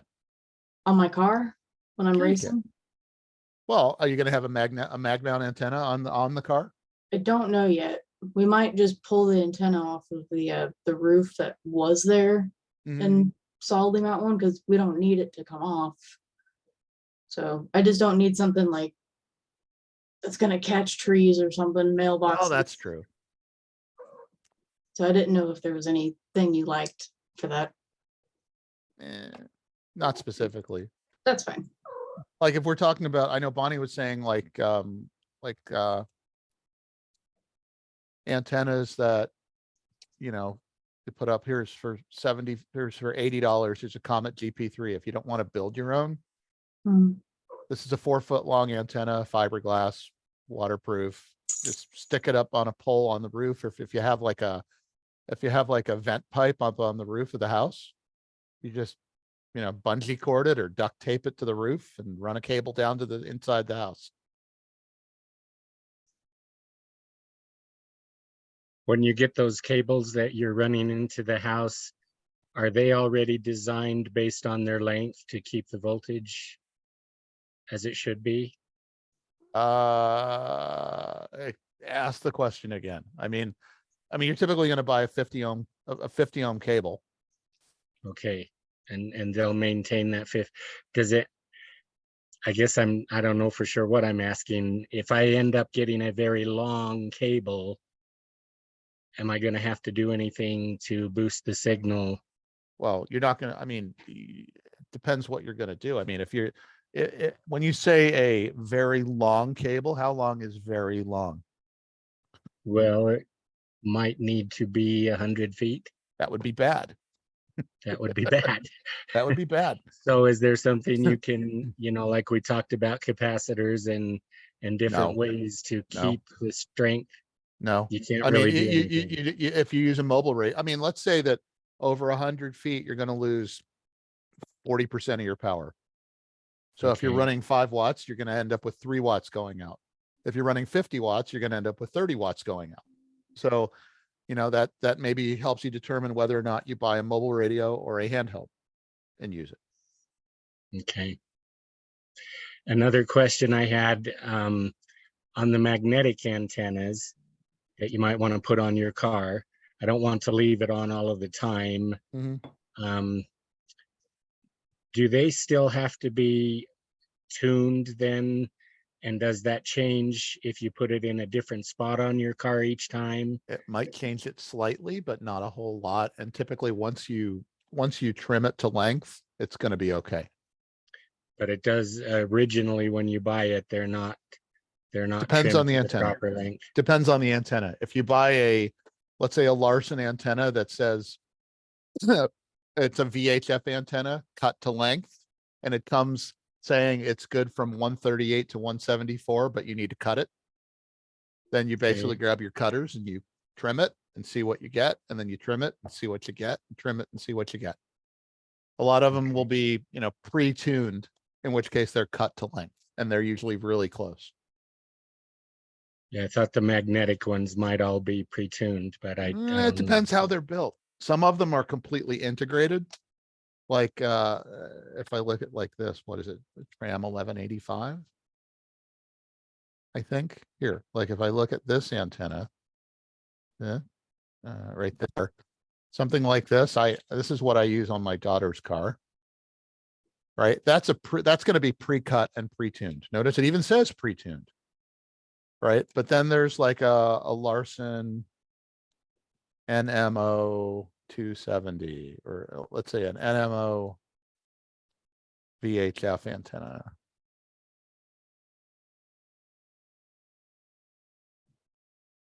Okay, so notice this NMO 150C.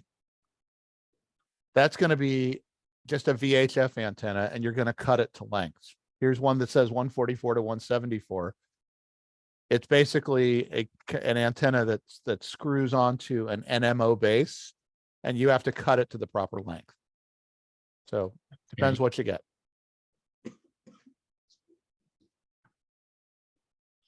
And trees are not going to affect you much, by the way, Bonnie. Trees are going to have minimal impact. We don't have an HRO in Idaho or Utah. Are you aware of any good stores in these states we're pretty much right on the border between Idaho and Utah, and I don't know places. All of the stores that used to do CBs are gone. Yep. I haven't seen any places that are, advertising ham radios. Nope, probably not.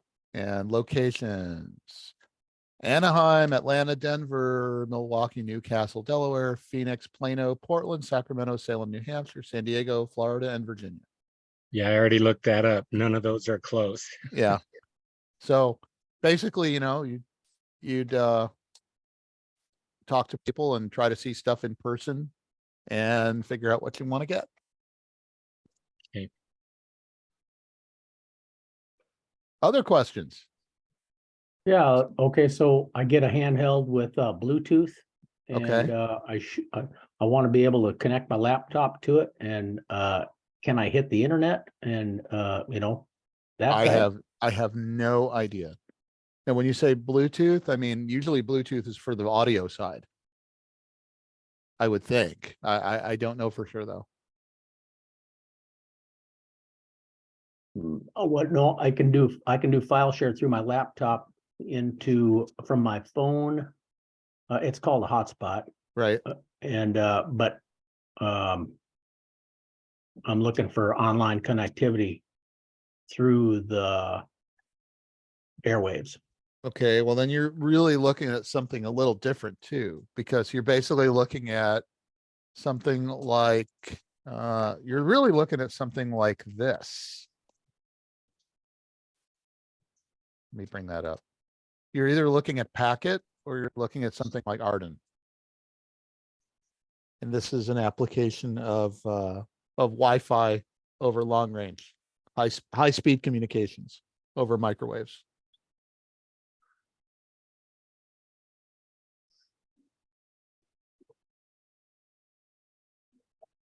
Is that a subscribed service? No. This is it's a system that it's a self-healing mesh network.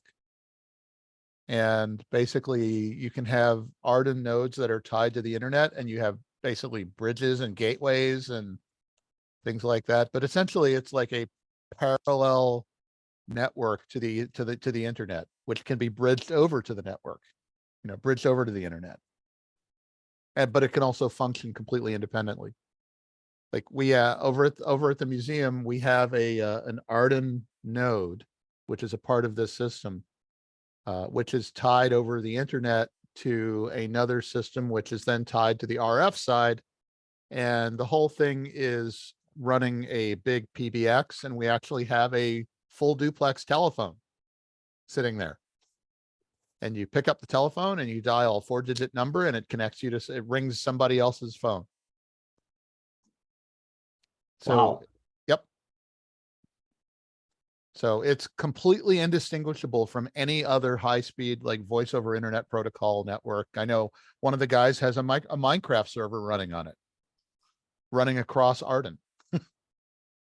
Is there any licensing requirements to run that PBX? I mean, you just have to have a ham license. Okay. So in Minecraft, do they have to give their station ID? Your station still has to identify itself. Okay, so that would be like CW underneath so it's that's crazy. That's really cool. Yeah. Again, it's another one of those things, we're supposed to be working on improvement of the radio art and implementation of new technologies based on other technologies. So somebody figured out that you could take ubiquity routers and hook them up to a big old dish and change the firmware and up and boost the power a little bit. And you could have a ubiquity router that talks point to point over a distance of 30 miles from mountaintop to mountaintop. That's insane. Yep. Because why not? Right? Right. That's cool. Literally, why not? Because you can, so why not? At what wavelength does line of sight kind of fade out and you have to rely on ducting? I mean, ducting you never really rely on. It's not predictable.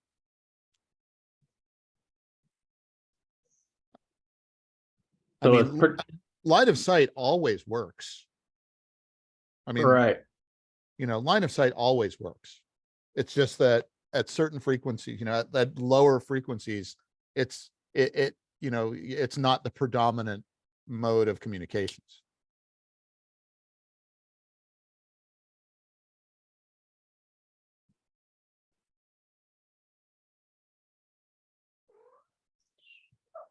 Any other questions? Kitty. I hear a kitty. Somebody has a cat. Somebody has a cat. There we go. Oh, there she is. Oh, it's a black cat. A lovely cat. Bit of a white spot on the tail. Oh, how funny. Dipped its tail in some paint. He says, enough, I need attention. Yeah. Any other questions? Hey, Okay. Julia, is Gavin holding up okay? He's doing pretty good. We've been going over the videos afterwards, so thank you for recording them. Yes. And Oh, I'm going to stop recording.